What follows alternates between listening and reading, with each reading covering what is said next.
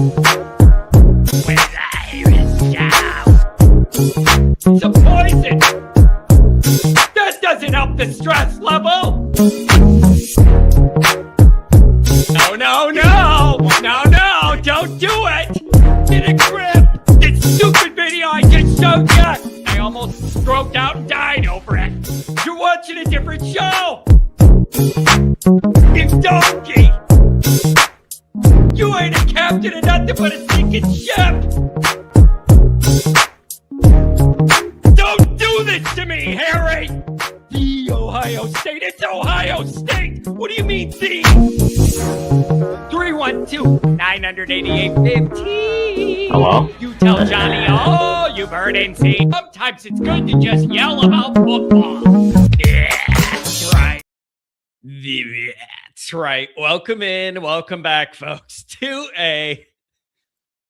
There's always something to worry about and stress out about in Notre Dame land. Let's just get into it and move on to the next thing that's got everybody mad. It's always something, you guys. It's always something. And now it's the portal. And there's some weird angles and a lot of things going on here that nobody's happy with early. They could still get some of these D linemen or do whatever they need to do, but not a really strong start to the portal season. And there's a lot of nuance in there to talk about why or what Notre Dame fans were expecting versus how it started and went. The other issue here is that's unavoidable. The other issue here, and it's unavoidable, is the Indiana factor in all this is an added kicker that has Notre Dame fans losing their minds, myself included.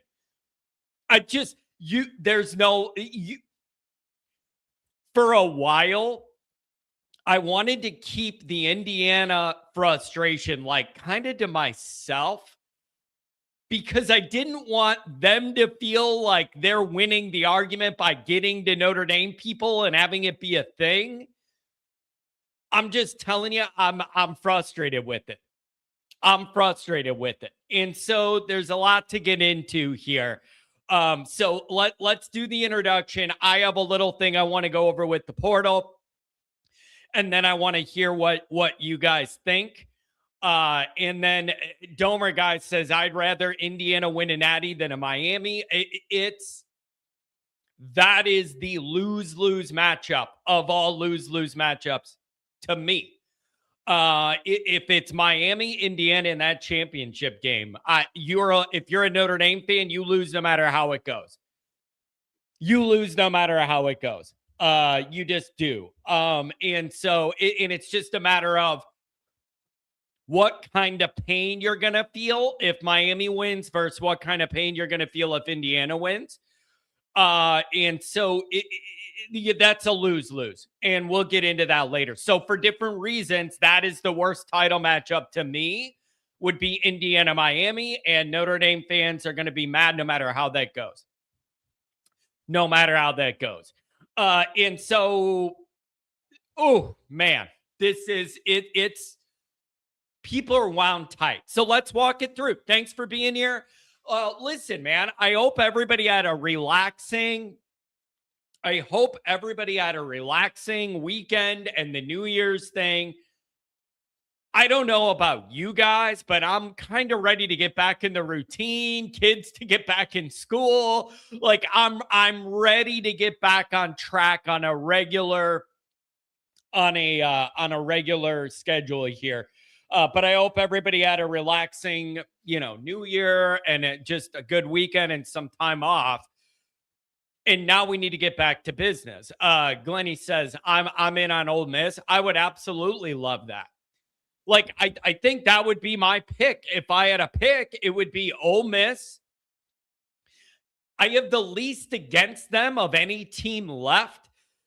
And I would like the dynamic that it would make it kind of weird that Lane Kiffin leaves, but then the team like succeeds anyways and goes all the way. I just think that would be like, he's got his money at LSU, but it would be like, okay, how important is Lane Kiffin if he leaves and then they're winning anyways? Like, I don't know. Doesn't matter. He's going to be fine at LSU and have a lot of support and make all that money. It's just the dynamic of like, you were too good to be there and they're winning anyways. So like, was it that big of a deal? Like that whole thing. I would love Ole Miss to win. And then I guess Oregon would be number 2. I'm telling you again, Indiana, Miami's a nightmare title game matchup for Notre Dame people. You lose either way. And so I don't know. Yeah, Trinidad's fun to watch. That guy, like the story too, coming from like a lower level in and doing what he's done. Absolutely amazing story. So I'm happy for that kid. Dream of a life, and he's taking advantage of it. So welcome in, everybody. As always, you can find the program on YouTube. Do it, subscribe if you haven't yet. Appreciate it very much. Give the video a thumbs up. That helps John out as well. Notifications on that way you don't miss nothing. Twitter, search bar Always Irish or at Always Irish Inc. Emails alwaysirishnd@gmail.com. Finally starting to get caught up with some of the emails.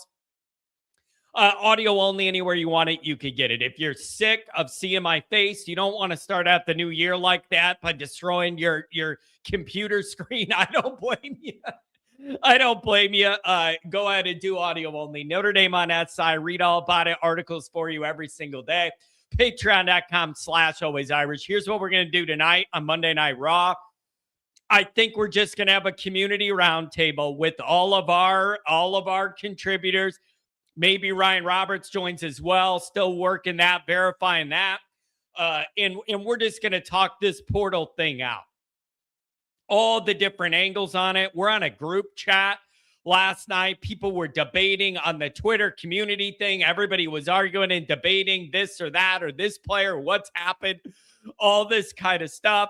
It's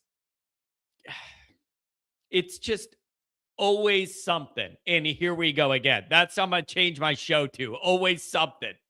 Because it always is. There always is something, man. So we're going to get into it. Thank you for the $10 holler. AJM. Even if it's not Indiana or Miami, it's Dante Moore, Charlie Weiss Jr., and Logan Diggs. There's no escape. Man, dude, this is just getting tough. It's just getting tough out there, man. Andrew Gilmore, he's pining for Strong. I encourage people to watch Strong's highlights against Iowa. They always have a good secondary, and he torched them because that's a guy that's come up for Notre Dame now because Indiana got the guy everybody wanted. It's just brutal. Yeah, that's the other thing. Go Canes. It's going to be Miami and Indiana in the final with the Canes winning it at home. That's the other thing. Is everybody realized that if Miami makes it, they literally get a regular home game for the title game? Maybe they'll actually fill the place up for that one. Unbelievable. It's rough out here, man. All right, let's get into this. Let me do a couple of the early chats. We'll get caught up. I got a couple things to say, and if anybody wants to join, I see a few people already.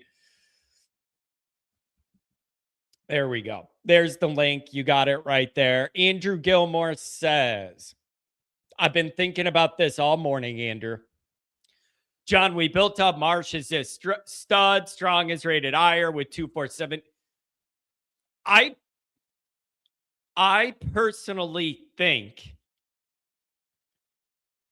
that a part of this with the wide receiver piece with Marsh has to do with him ending up at Indiana.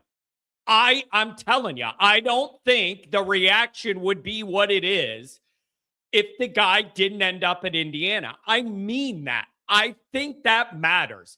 Do I believe every Notre Dame fan complaining about the portal on Twitter right now is digging into Marsh's film? No, but the narrative was that's the top guy on the board, and Indiana or Notre Dame has a visit later on this week. Right? So, like, there's no way all these people complaining on Twitter, digging into the film and analyzing all that. I refuse to believe that's happening. The narrative, though, was that's the number one guy. Notre Dame has a need there. And when the portal opens, they're going to hammer it. And then the media made a big deal about the scheduled visit he had to Notre Dame, and it never even got that far. So people are just mad.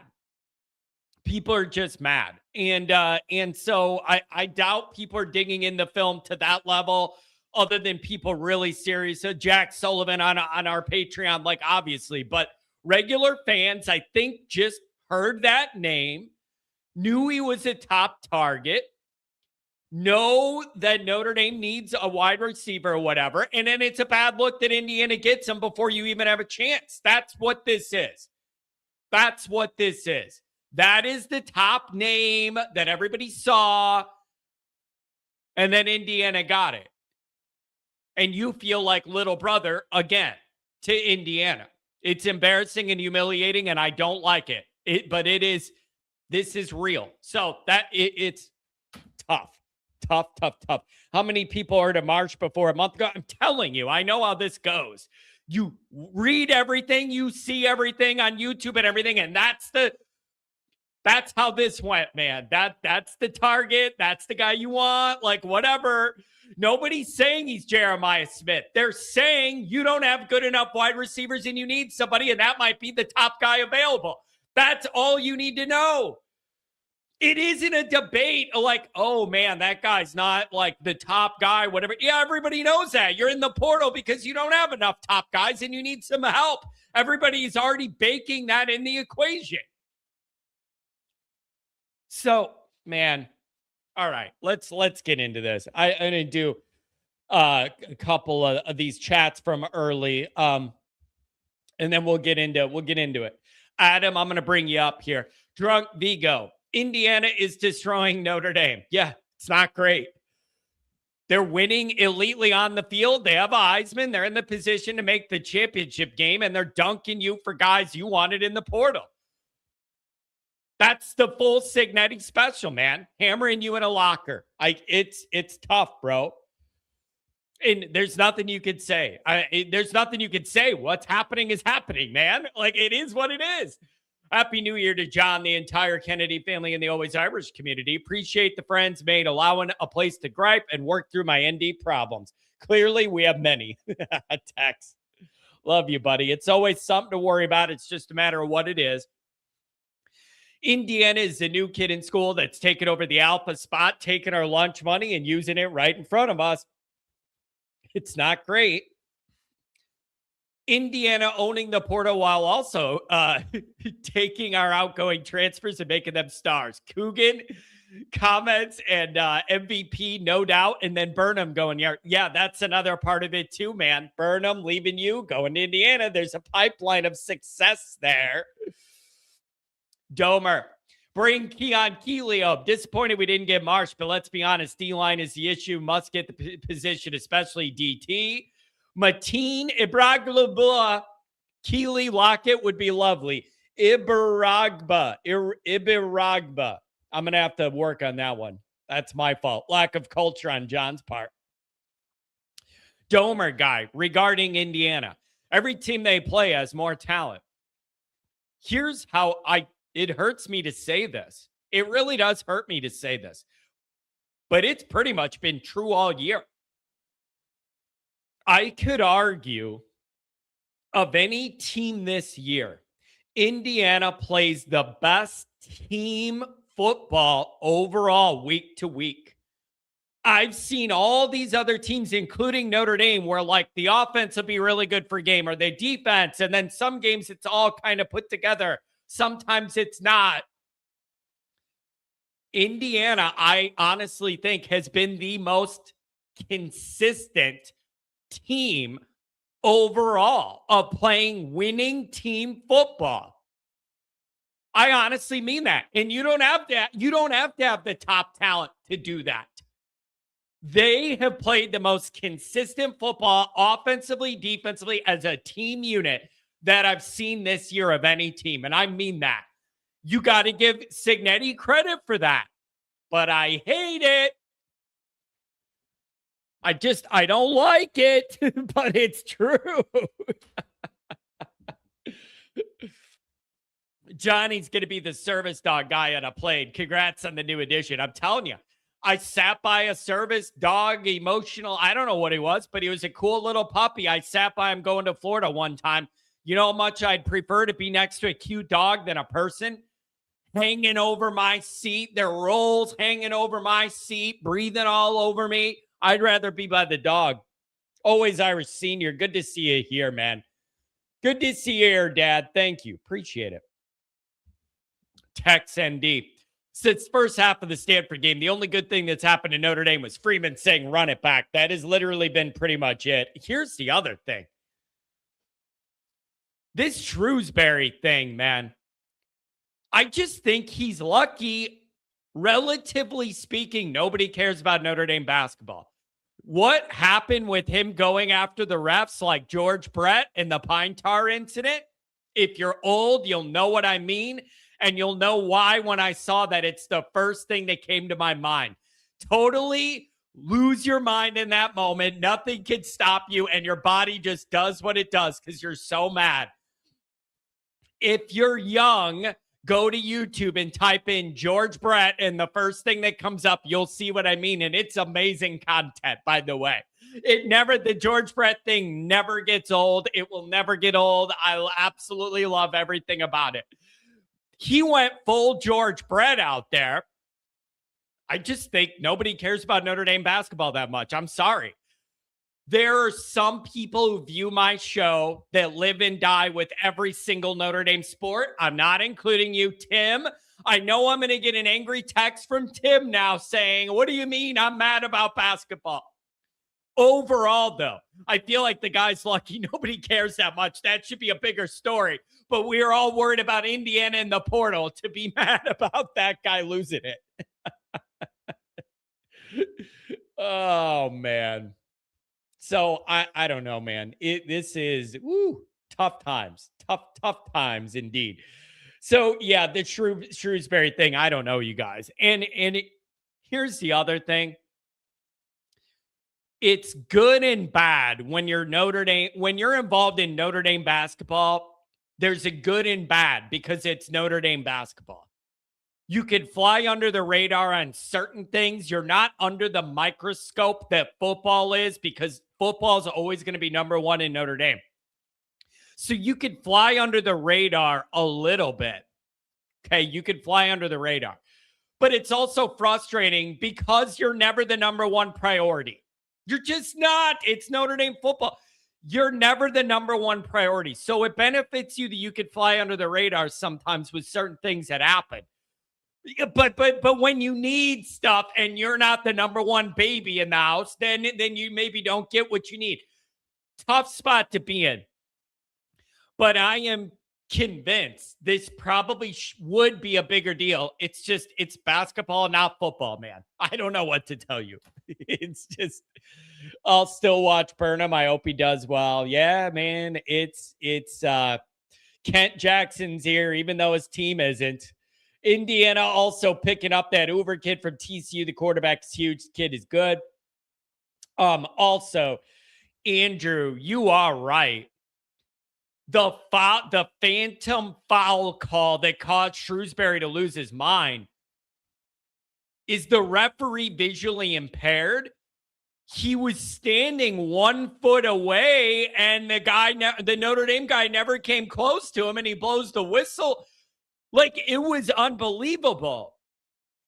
And the guy, that ref was right on it, and there was no contact, not even close. It was wild. So I understand why Shrewsbury's mad, but I think what you're seeing there is a frustration overall with him. You get what I mean? I just think there was a general frustration with everything, the way things are going, and then he exploded. But my first thought when I saw it on Twitter was, George Brett, I love it. Give me that George Brett. So I don't know, man. This is interesting. Okay. So we got a few of our regulars here. I'm going to queue you guys up. Let me go through my little take on this. And then everybody, we're going to do a deep dive on this on the Patreon Raw tonight and just invite all the content creators. And we're just going to see people flush this out, the different arguments, why it's hitting so hard. Like, we're going to go over all that. And I want to see what all of our different contributors think. So we're going to have kind of an open forum tonight on Raw. All right. Yeah, you love the Brett reference. You got to be old to get it.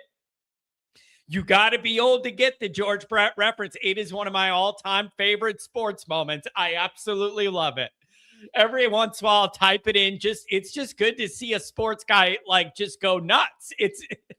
And especially when you have my personality, you like that. I love the George Brett thing. Unbelievable. Okay. So here's where I'm at on this. Josh Miller, God bless you, man.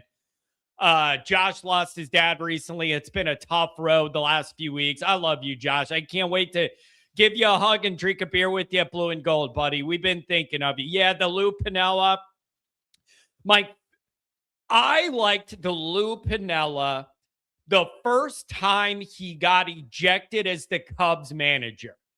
And I used to go to a lot of Cubs games. I'm a White Sox fan. When I was in grad school, I got free season tickets, like 8 rows up in the third baseline. Like, it was amazing. I got free tickets from a relative that had season tickets, could never make it to any day games because he was working to afford the season tickets.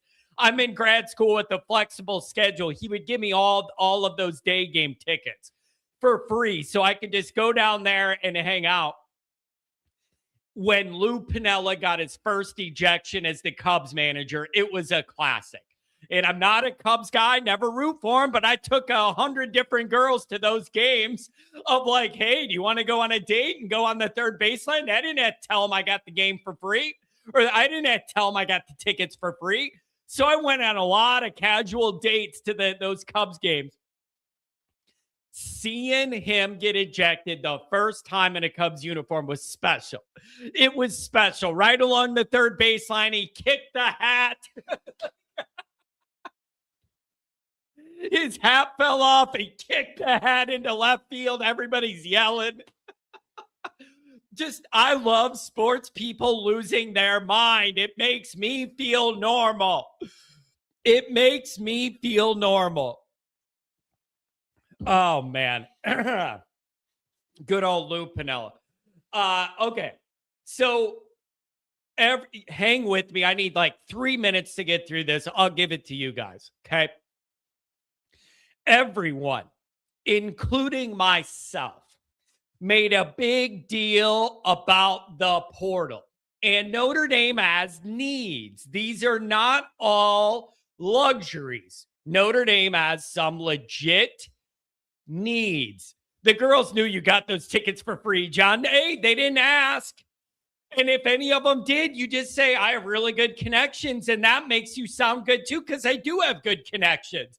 But they don't need to know whether it's like a millionaire I work with or my nice uncle that pays for the tickets anyways. So I don't know. And so anyways, Notre Dame has needs. These are not just luxuries.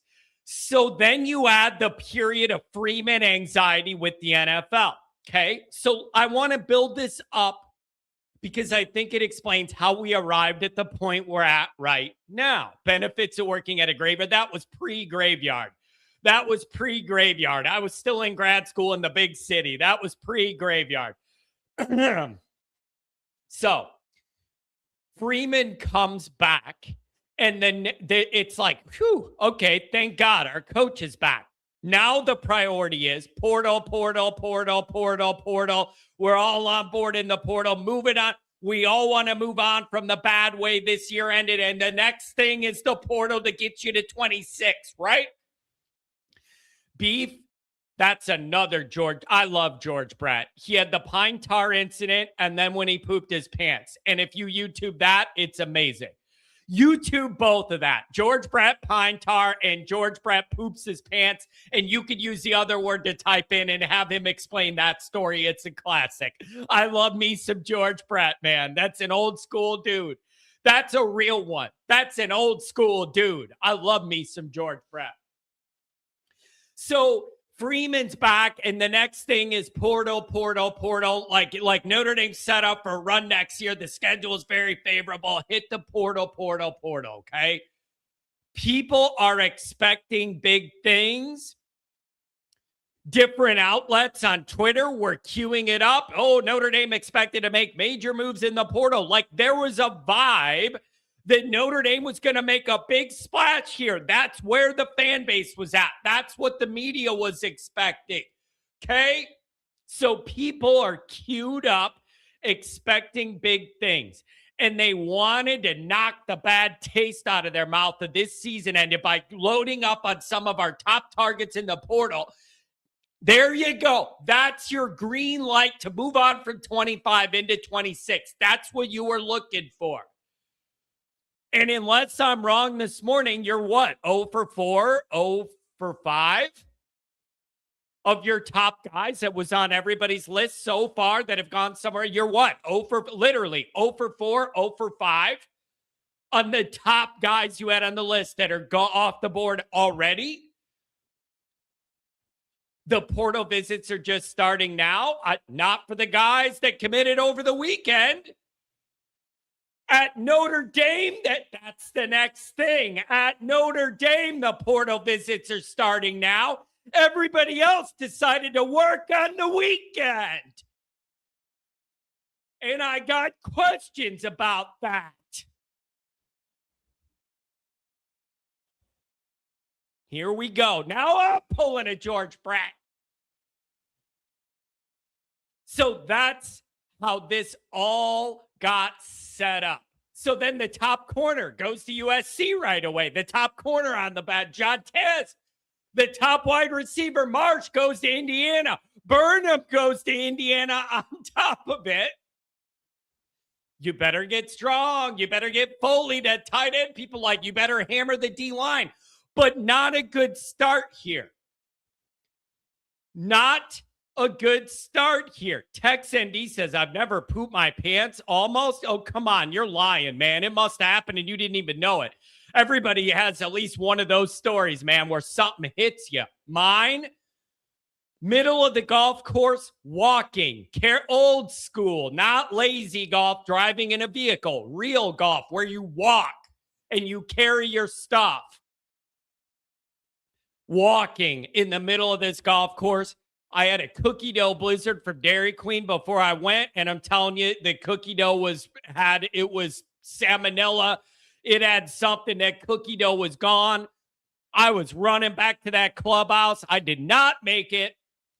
I didn't make it. I get out there, your stomach starts turning, you start sweating. You know you got a problem, man. When you start sweating it, you know you got a problem. I told my buddy, I'm leaving my clubs. I'm making a run for it.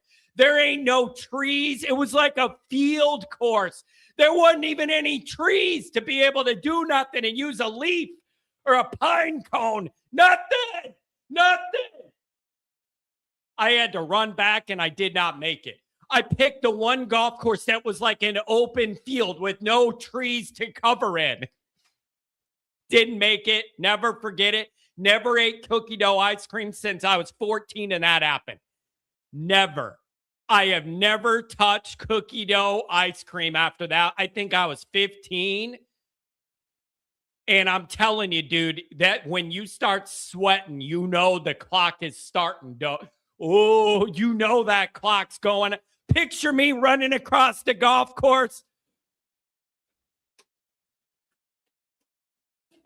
Dude, I was running like this.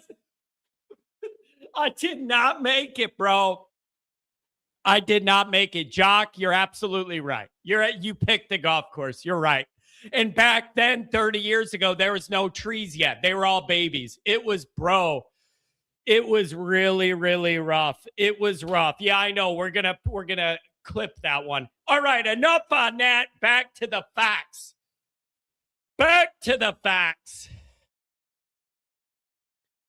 So right away, the top corner, we're going to go back to this. Right away, the top corner, Williams, goes to USC. Marsh goes to Indiana. Burnham goes to Indiana as a kicker. Fine, not a good start. But here's my question. And you guys got to tell me, what would a pine cone provide? I guess you could stuff yourself up if you needed to. I don't know. I was desperate. I'll use a corn stalk. Like, I was struggling, bro. Give me a break. When you're desperate, you'll do anything. Unbelievable, man. When you're desperate, you're looking for anything, bro. Adult diaper for golfing and plane rides. I'll tell you this. I don't eat nothing about other than like a couple saltines a day before I fly, because I refuse to let this happen to me on a plane. It's my biggest fear. My biggest fear is some people, it's snakes on a plane. Mine is squirts on a plane. I will not allow it to happen. I will not eat a day before I fly because I'm not putting myself in that position. I will not do it. Biggest fear in life. Everybody knows it's you. Everyone's looking at you running down the aisle 5 times. Everybody's looking at you like you robbed a bank. They all know what's going on. No, absolutely humiliating. No. So here's, man, we got off track. I was being so serious and now we're off track. Here's the question on a practical level. Always Irish senior, like father, like son. I had to hit the cornfield at Oak Springs. Thanks a lot, Dad. Oh, God, that's funny. On a practical level. So let's get back on course here. Not the golf course. That's different. Tell me if I'm right or wrong for this. Is this a fair criticism or not?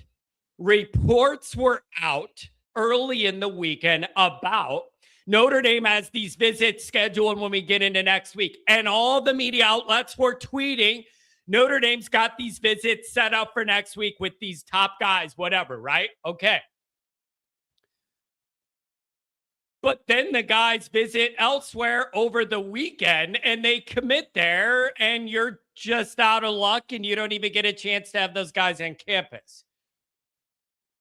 So my question is, how do you end up where your visits are during this week, Monday through Friday, but all these other schools hosted guys over the weekend, got the first visit and got the commitment, and you were sitting there booking your schedule like a dentist 6 months out? So I want to know, was that a strategic mistake by Notre Dame? Like, I just want to know. And I want to know, is that normal operating procedure in the offseason that you only do stuff Monday through Friday? Like, bro, this isn't a 9 to 5 Monday through Friday office job. So I saw all those tweets Friday night, whatever. We're getting these guys are gonna visit, and then they commit elsewhere. And then you find out they were on those campuses over the weekend and you waited till the week. So I want to know, was that like a miscalculation by Notre Dame? It's no secret. Speed is key in the portal. Speed is key in the portal. So I want to know, did Notre Dame make a strategic error by being like, well, they'll come later in the week, over the weekend. Boom, the guy goes to Indiana. It's a done deal. You don't even get him. You don't even get to try. So it sure seems like that put us in a bad position. I don't know. Do you blame Notre Dame for setting that up weekly? I don't mean like days of the week, but I mean like weekly, to where you thought, oh, okay, we'll really show them a good time when they come here on Tuesday. They go somewhere else on Saturday and it's over. Is that a huge miscalculation by Notre Dame, or is it just the way it worked out? Do you only do business Monday through Friday, or what? So I don't know, man. So is everybody overreacting? Or like, are you overreacting because the Indiana thing's frustrating you? You're mad with how the season ended. You want to move it forward, and now that hasn't gotten off to a good start. Like, I want to know, if you're agitated, where is it directed at? There's layers to this. frustrated with the playoff thing, the bull snub, everybody giving you a hard time, right? Then you're nervous about Freeman. Then you get him back. We all want to move it to 26. The portal's the first chance to do that. And it hasn't started out good. USC gets one of the top guys you wanted, and Indiana gets one. So I don't know, man. It's possible everybody's overreacting, whatever. Like, I know on the group chat last night, Tim Hyde was like, these people are overvaluing what these guys are. Everybody like kind of that kind of thing, like overvaluing, making Marsh out to be like he's, you know, some all-world Jeremiah Smith or whatever. No, it isn't that. It isn't that. You know what you're trying to do in the portal. Everybody accepts. If you had a bunch of Jeremiah Smiths, you don't need to go in the portal for a guy leaving his current school, but you don't. So, like, the guys out there that every Notre Dame fan heard the names, you wanted them, and if you don't get them, you're going to feel bad and mad. That's what it comes down to. The average fan doesn't research these guys. You see the list of names tweeted about in podcasts, read about. Those are the guys that you have your mind on, and then you see them go to USC and you're mad. You see them go to Indiana and you're mad. It makes perfect sense. I'm not surprised why anybody's upset. So I want to know, is everybody overreacting a little bit because we wanted to get a good start to 26? Or is this an appropriate reaction and you feel like Notre Dame has mismanaged this situation with those days of the week and not even really getting a chance to impress these guys? Did Notre Dame make a strategic mistake not attacking this over the weekend? And you got to say, you guys, it sure feels like Indiana's dunking on Notre Dame. The Heisman, still in the CFP, looking to make the title. Okay, getting the top portal guy we wanted a wide receiver. Getting Burnham. I mean, come on, man.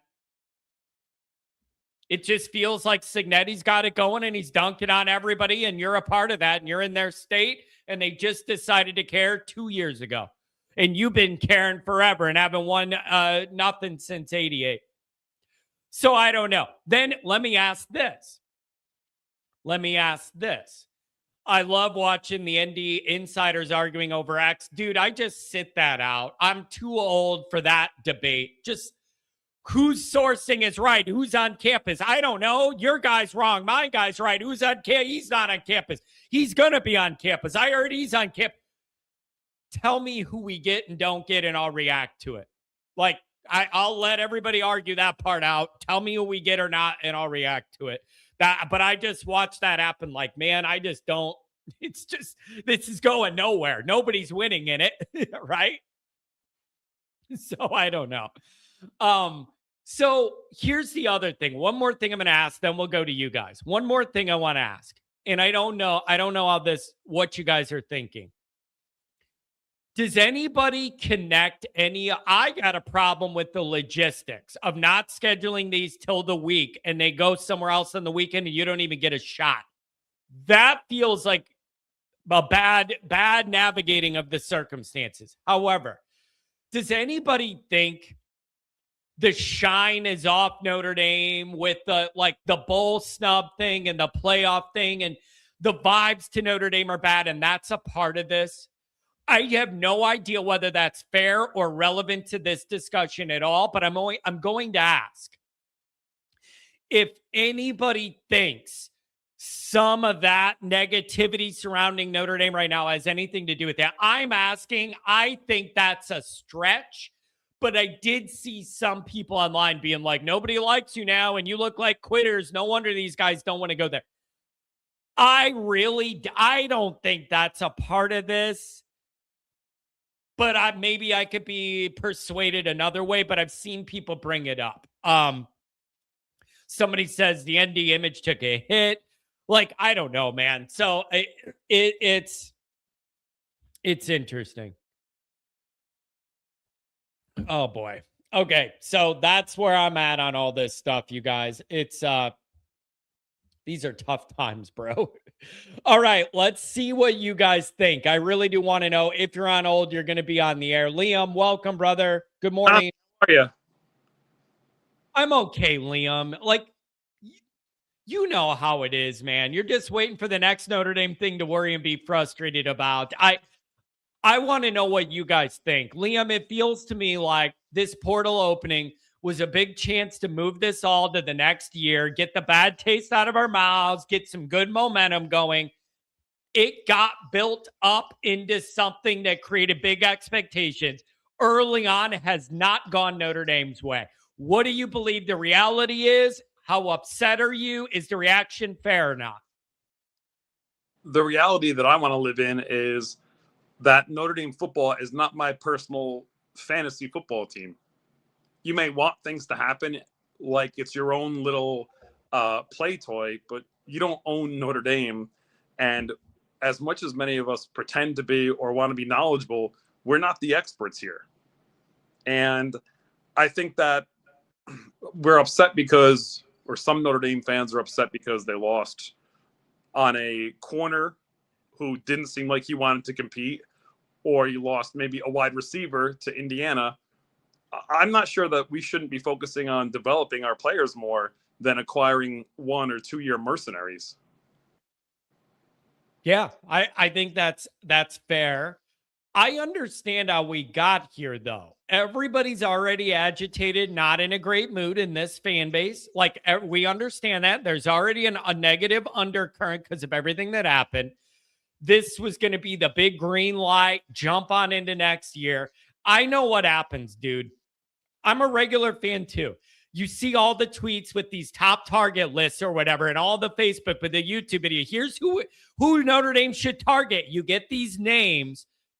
A regular fan is not digging into their high school film to see how athletic they are. They're looking at what gets put out, saying, okay, we know those names. Let's see if we get them. And then you had these visits scheduled and they don't even make it there and they go somewhere else over the weekend. Other people are working and you're off, apparently. I totally get why people are mad at that. They can be mad all they want, but as far as I'm concerned, I thought we needed a kicker and D lineman. I didn't know that we couldn't coach up one of the 15 members of our wide receiver core. And I didn't know that we were desperate to get another cornerback. So I think that those things were much more luxury items.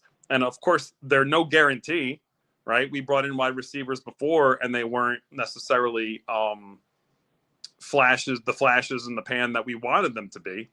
And I think that also, think of this, the portal opened on Friday. Is it open for 2 weeks? Is it from the I think so. second 16th, something like that. Okay, so when you talk about Notre Dame, you have to think of how much money these players are being offered, how much guaranteed playing time these players are being offered. And I don't think Marcus Freeman is going to tell someone that they're guaranteed playing time. And the last thing that I think a lot of us forget about is the ease of transferring credits. You can't just go to Orange County Community College and assume that you can transfer all your credits to Notre Dame and you'll end junior Yeah. or senior. It's not always that easy. Yeah, that's always been a part of it. And Notre Dame trying to figure out a way to get some undergrad transfers to get those credits to transfer and make that work has always been hard.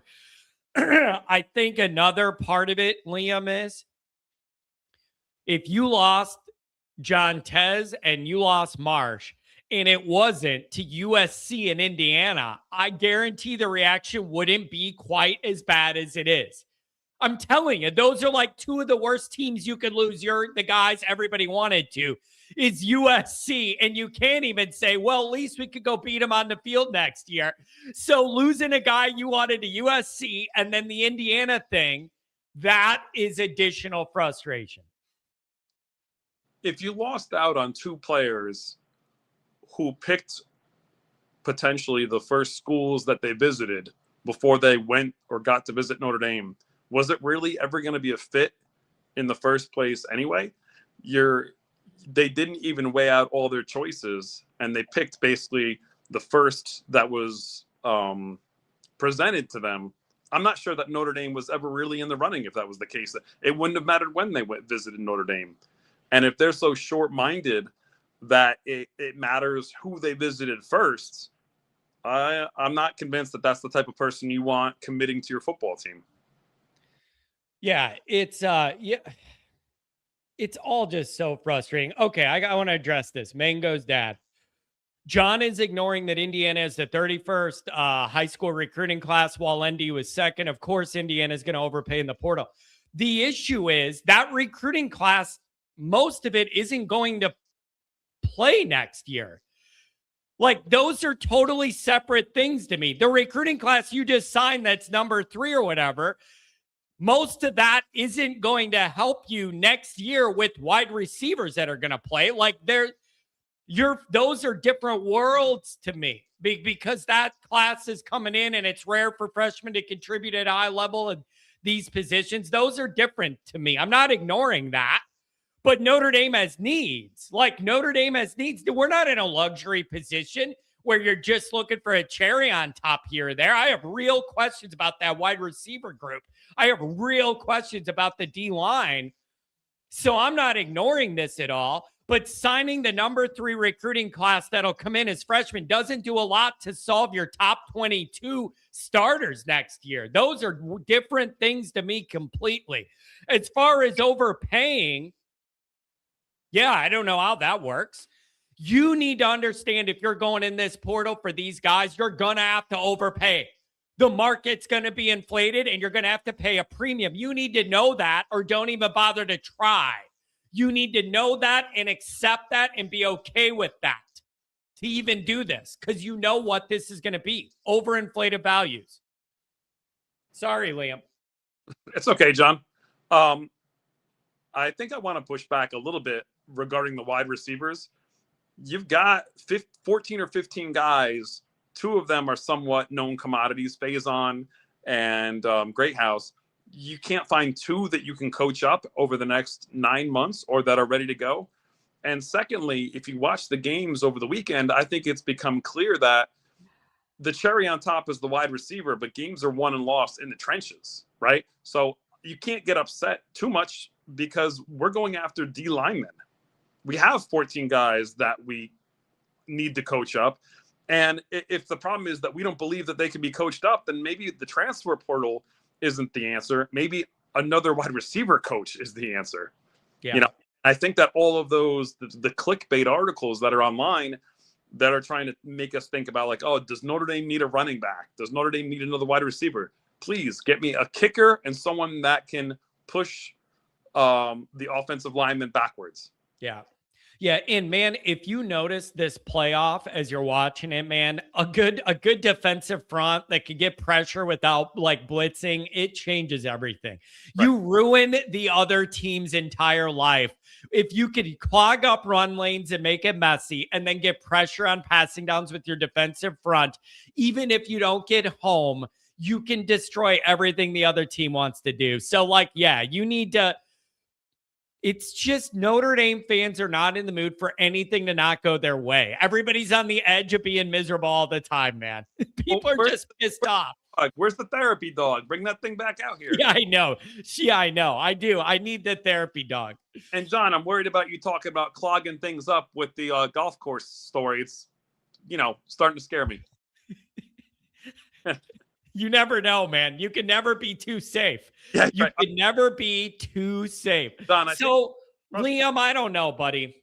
I don't know. This is just Notre Dame fans aren't in the mood to be agitated, and this whole thing is bothering them. I totally understand why it's happening. I just don't know whether we're overreacting or not. I don't know. I think we just need to stay focused on what our wants are versus what our needs are. We need to pick up D linemen, and I think as a program, we should prefer that our coaches encourage guys to stay for 3 or 4 years so that they can be developed. Instead, I think NCAA football is becoming much more like college basketball. The more experienced teams seem to be the most successful ones, not the ones using all the 1-year mercenaries. Yeah, it's man, it's just the whole reaction to this from the Notre Dame side is so predictable. This is exactly what was going to happen given the circumstances. Right. And it is a bad practical look that you scheduled visits and bragged about them for during the week. And then those guys went somewhere during the weekend and got it wrapped up. That bothers people. it makes it look like, oh, Monday through Friday, 9 to 5, and then they go do something else. Like, that bothers people too. And I don't know if that's fair or not. Maybe it was just travel schedules. It worked out. They could get to Indiana before you. I don't know. But people don't like it. It's hard to believe. It would be difficult to think that the Notre Dame coaches were just chilling for the weekend and doing nothing. You would think. There's still 12 days left. I think we're going to be fine. And Liam, here's the other part of it too. The other part of it is when you're a miserable Notre Dame fan that you missed the playoff, decline the bowl game, your season's over.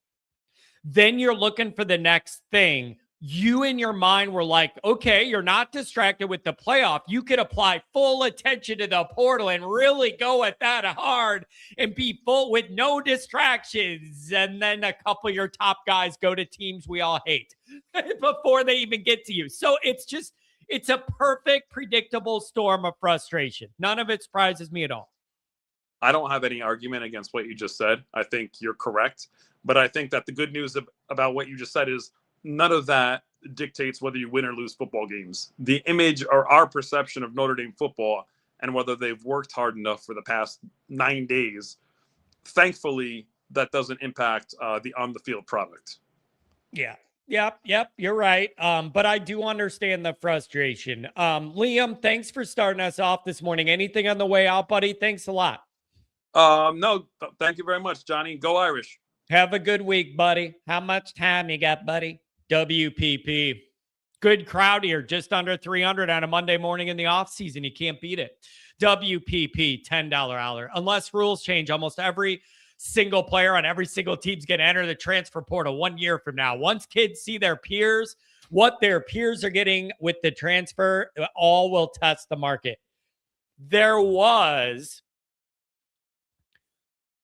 I think even Muff McGraw, put out a statement. There's a little bit of a movement towards you could transfer one time free, and if you do it again, then you got to sit out. There's some people that are starting to push back on the 1 year rental. Every year I'm going to the highest bidder. They're saying one time you made a mistake or whatever and you want to leave, fine. And unless your coach leaves at the other place, you're limited to one. So I don't know. Bruce, what's up, buddy? John, what's good, man? How you doing?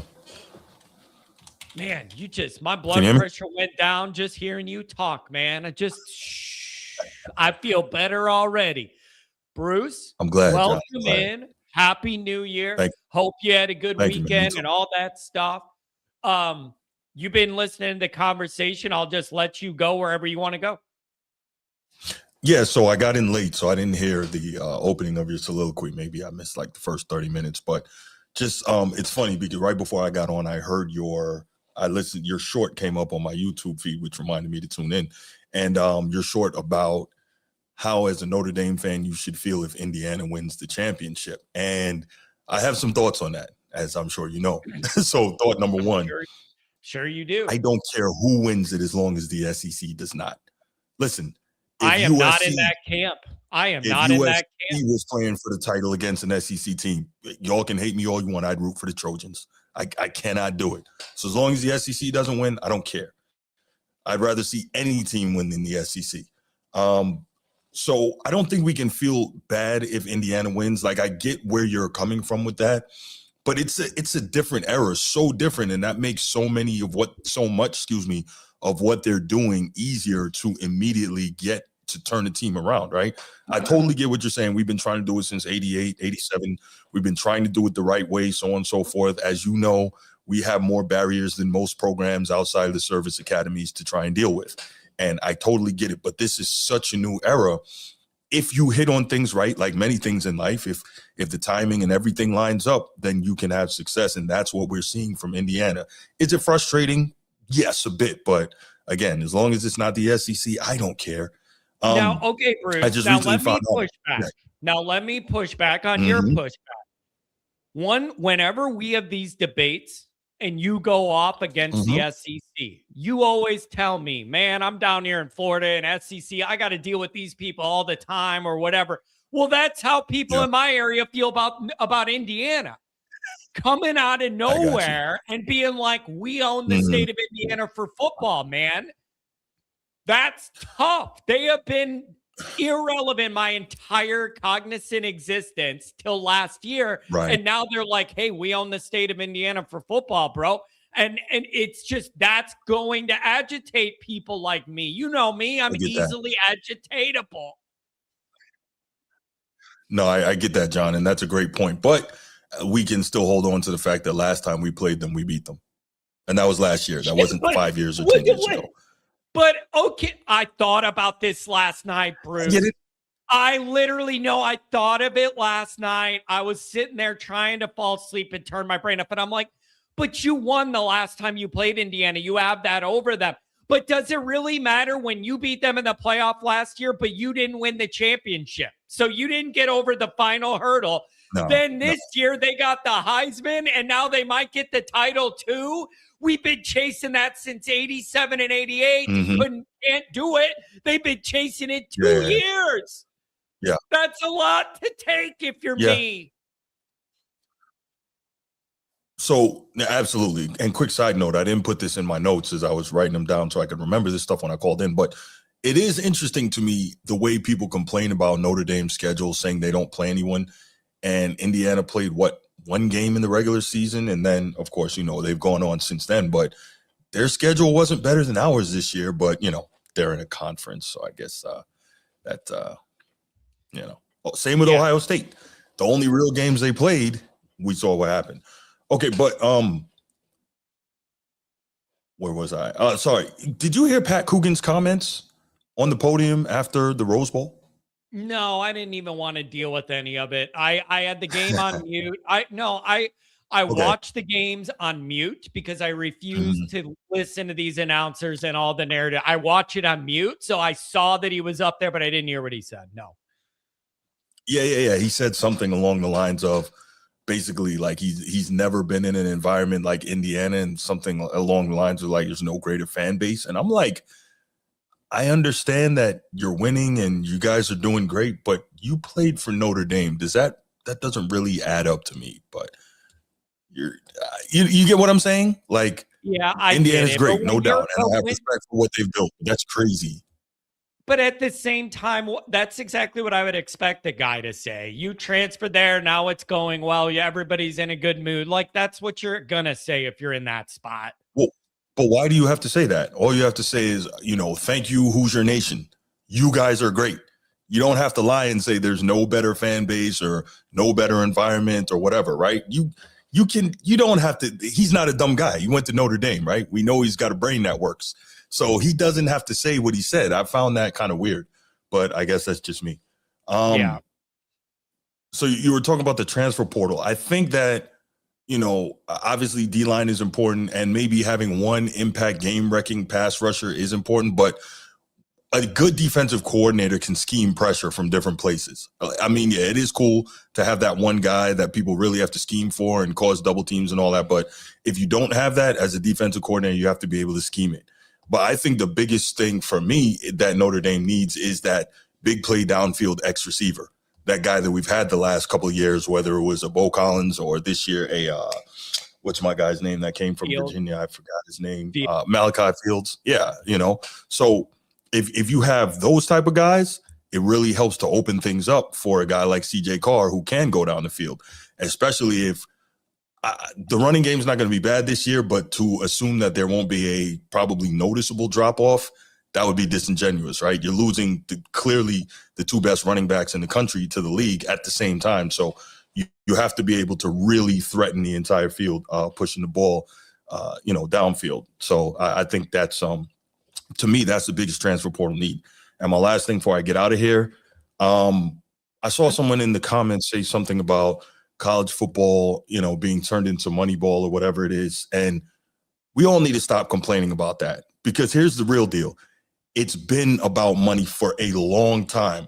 The real issue is a lot of people now have problems that the players are getting some of it.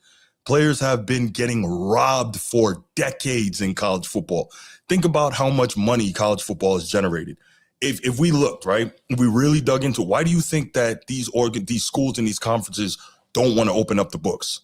Why do you think that they don't want students to unionize the players? Because it would have to be exposed how much money they've truly been making all this time off the backs of the players that the players haven't been able to legally get their piece of, right? So you've got that. And we can look at it very simply in the other sports in the SEC. All these years they've been winning championships. All of a sudden now the SEC is a dominant basketball conference. That's traditionally been the territory of what? Pac-12, ACC, Big East, right? So now they're a dominant basketball conference. They're a dominant baseball conference. They're a dominant track and gymnastics conference, softball as well. Why is that happening? Because of all the money that they brought in from football. So I don't understand. And even if we look at the infrastructure that's been changing on all these SEC campuses, that's all off the backs of these football players. So we got to stop complaining. Do they need guardrails in how this money thing and how this transfer portal thing works? Yes. But overall, it is absurd to argue that because, the players are getting some money now and have some choices like they should have had a long time ago, that it's ruining college football. It's actually making college football way better because it's bringing some level of parity. That's a great thing. And now we know for sure how good a team really is, because they can't just get stuck into the championship game a la BCS era and have to win one game to win the chip. Now they have to win 3 or 4. And we know if they win that championship, they really earned it. So I think we gotta be easy with the way we talk about this money situation. But that's my Bruce. I just if Notre Dame was landing all the guys they wanted or whatever, nobody would complain about the money. It's only when guys leave to go somewhere else or a recruit takes a deal somewhere else. Like, I just think it depends on nobody would be complaining about money if Notre Dame got every guy they wanted and paid them whatever they wanted. It's only when it doesn't go your way you start getting mad about the money. Well, even in the pros, though, you're never going to, if you have a team that's a professional team, they're never going to get every player that they want. Yeah. That's why you have general managers, you have capologists, et cetera. You have to figure out how to spread the money to field the best possible team. Like, I don't even know why people are complaining about this. It's no reason for this to be a big deal. And really, I'm going to go back to my SEC hatred here. This is a good thing because it's kept them from continuing to dominate the sport. This is a good thing. Yeah, it's obvious there is more parity, team spread out, like talent spread out. You don't have the depth you used to have. Like, yeah, that's all true, Bruce. That's all true. So what are you looking at this week when we get into these games? Man, so I want Miami to win, even though I hate Miami, but I want them to win. But I'm really concerned because Miami, as we know personally, is a dominant upfield pass rushing team, but they're going to have to be extremely, extremely disciplined because you got a guy in Trinidad Chambliss on the Ole Miss quarterback who can really, use his legs, get out, make a play on the ground, and throw on the move. So it's going to take a tremendous amount of discipline because he's going to be much less of a sitting duck in the pocket than Sayin was. That said, at some point, I think the magic for Ole Miss has to run out. And I do believe that Miami's physicality and their ability to run the football and punish you on both lines of scrimmage is going to come out and win this game. Maybe not by a lot, but I think they will, and they'll play for the national championship. This Oregon-Indiana is tough. It's starting to appear like Indiana is a team of destiny, but it's really hard to beat a really good team twice in the same season. But I'm still going to go with Indiana close here. I think they're just really, really good and obviously extremely well coached. So I'm going to go with Indiana here. Yeah. So Indiana and Miami. Yep. Listen, man, I get it. I get where you're coming from. It's just, Bruce, for me, an Indiana Miami title game matchup that's a lose-lose for me no matter what. It's a matter of what I'm going to be mad at. Like, I'm going to be mad either way that goes. It's just a matter of at what. So I don't know, Bruce. It's a wild world here, and we're just trying to exist in it. And we're going to see maybe Notre Dame has more success with the defensive line. Portal guys, people be in a better mood maybe because of that. We'll see what happens. I don't know. Anything else, Bruce? By the way to go with the soliloquy. I mean, you're opening it up on a Monday morning with soliloquy. Look at you. God, you're a gentleman and a scholar. I'm a writer, John. What can I say? I do have a question for you. Do you watch Army Navy, John? Do you watch that game? Yeah, off and on. It's not must-see TV, Yeah. but I'll usually have it on a Mhm. little bit. Got you. No, the only reason I was asking, obviously, this is a college football show, and this is not necessarily Notre Dame relevant, but I did read this morning that there's a possibility that Army Navy may have to move to week 0, which it would be horrible because obviously NIL and all this stuff and the college football playoff is basically, the big players in the sport. So they're thinking about possibly moving it away from that standalone game in the second weekend of December, which I think would suck. That's the only thing I can say I agree with in terms of how money is really getting in the way of college football. It is ruining certain traditions, so I can agree with that part. Yeah. It's I'm with you, and I understand you're obviously being a military man. Respect your affinity for that matchup and all things in that realm. Also, this is a minor argument, but I think Notre Dame should have earned a little more credit for that Navy win than they did. It's always like that's always my problem, Bruce, when Notre Dame plays Navy. If you lose to them, it doesn't matter how good they are. You are ridiculed forever for losing to Navy. And then if you win it, it's little old Navy, big deal. Notre Dame scheduling, nobody. It's a lose-lose for Notre Dame. It's like Miami, Indiana's a lose-lose. Playing Navy's a lose-lose. You never get proper credit, even if they're good. And if you lose, your life's over. Like you said, John, unless we play Georgia,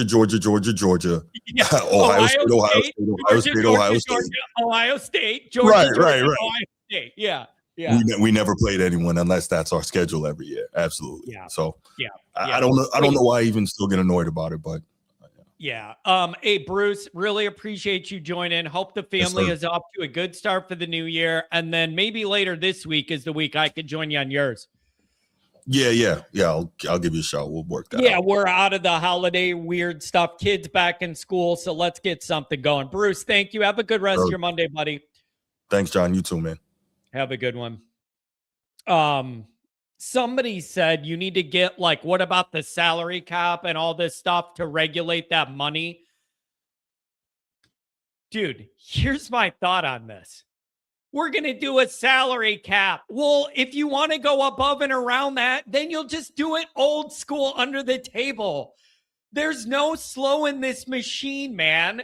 Oh, you really think the people that have been bending rules for 3 decades are going to go, oh, no, there's a salary cap. We can't give that guy extra money.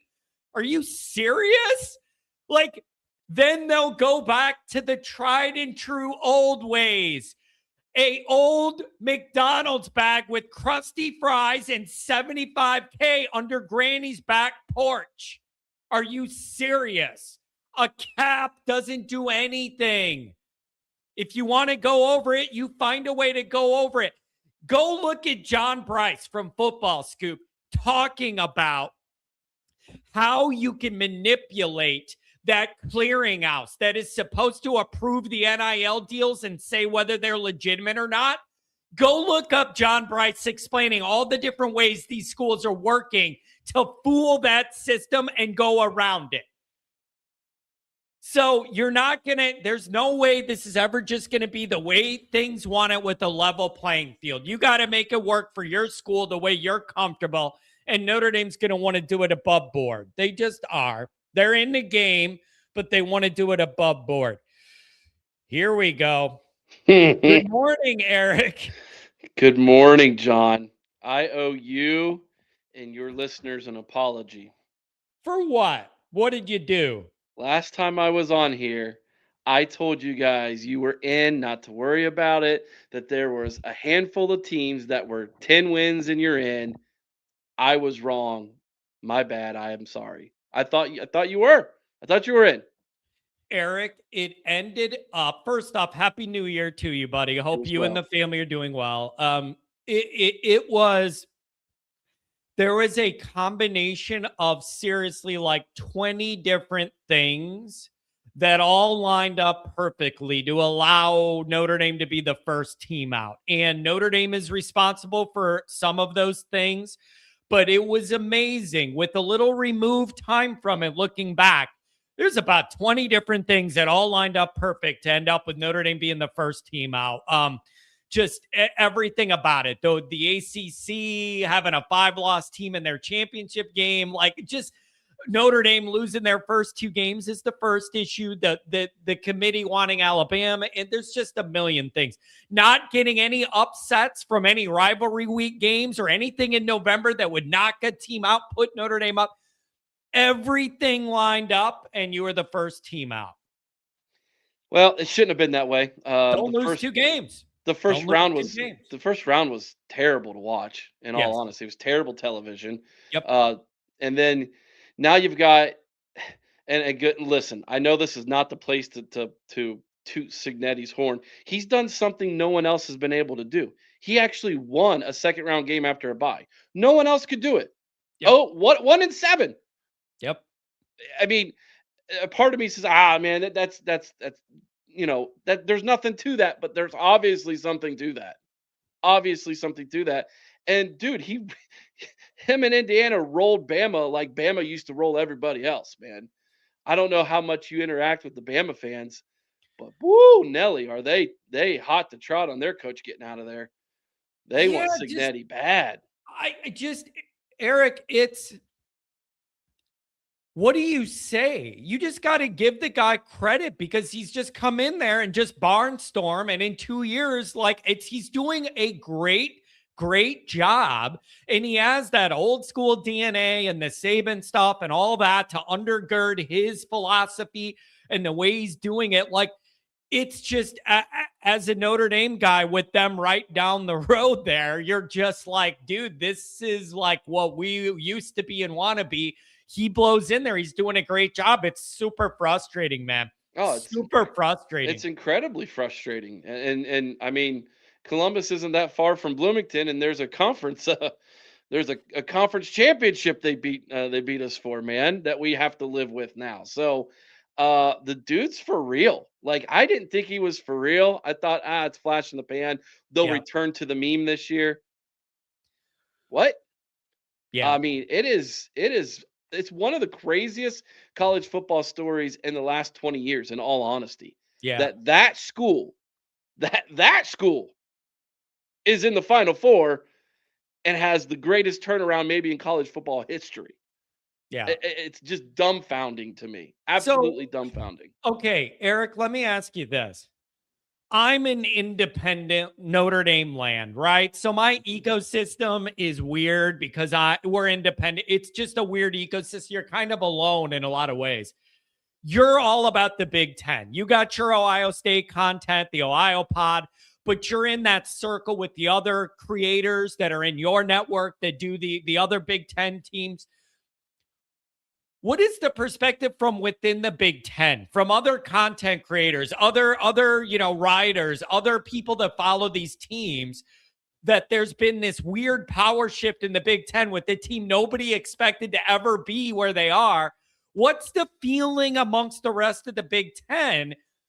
Is it like, this isn't going to last? Or is it like, dude, what does everybody else think? There's this weird dynamic where they're rooting them on.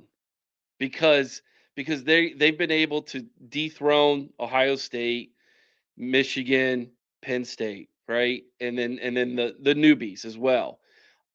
They feel like new blood because of how bad they've been, but the rest of the old guard in the Big Ten are like, "Yay, way to go! Finally, one of us stepping up and doing something great." And it in a weird way, it's offering the rest of these schools a kind of a hope. Well, if Indiana can do it, let's go get our Signetti. Well, that's easier said than done, Purdue, you know? So it's a very weird dynamic right now where it is giving like a lot of these other podcasters and the fans of their shows this strange like hope, like, hey man, it's a new world. We can turn this thing around. If Indiana can do it, we can do it too. So it's very interesting right now.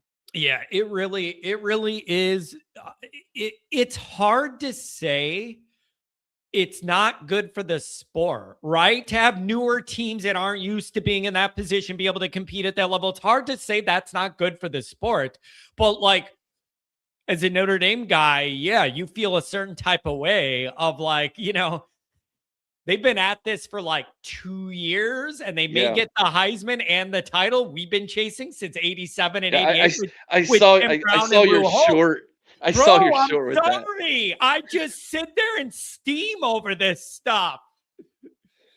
I get it, dude. I know because, and wasn't it Notre Dame's last team beat Indiana.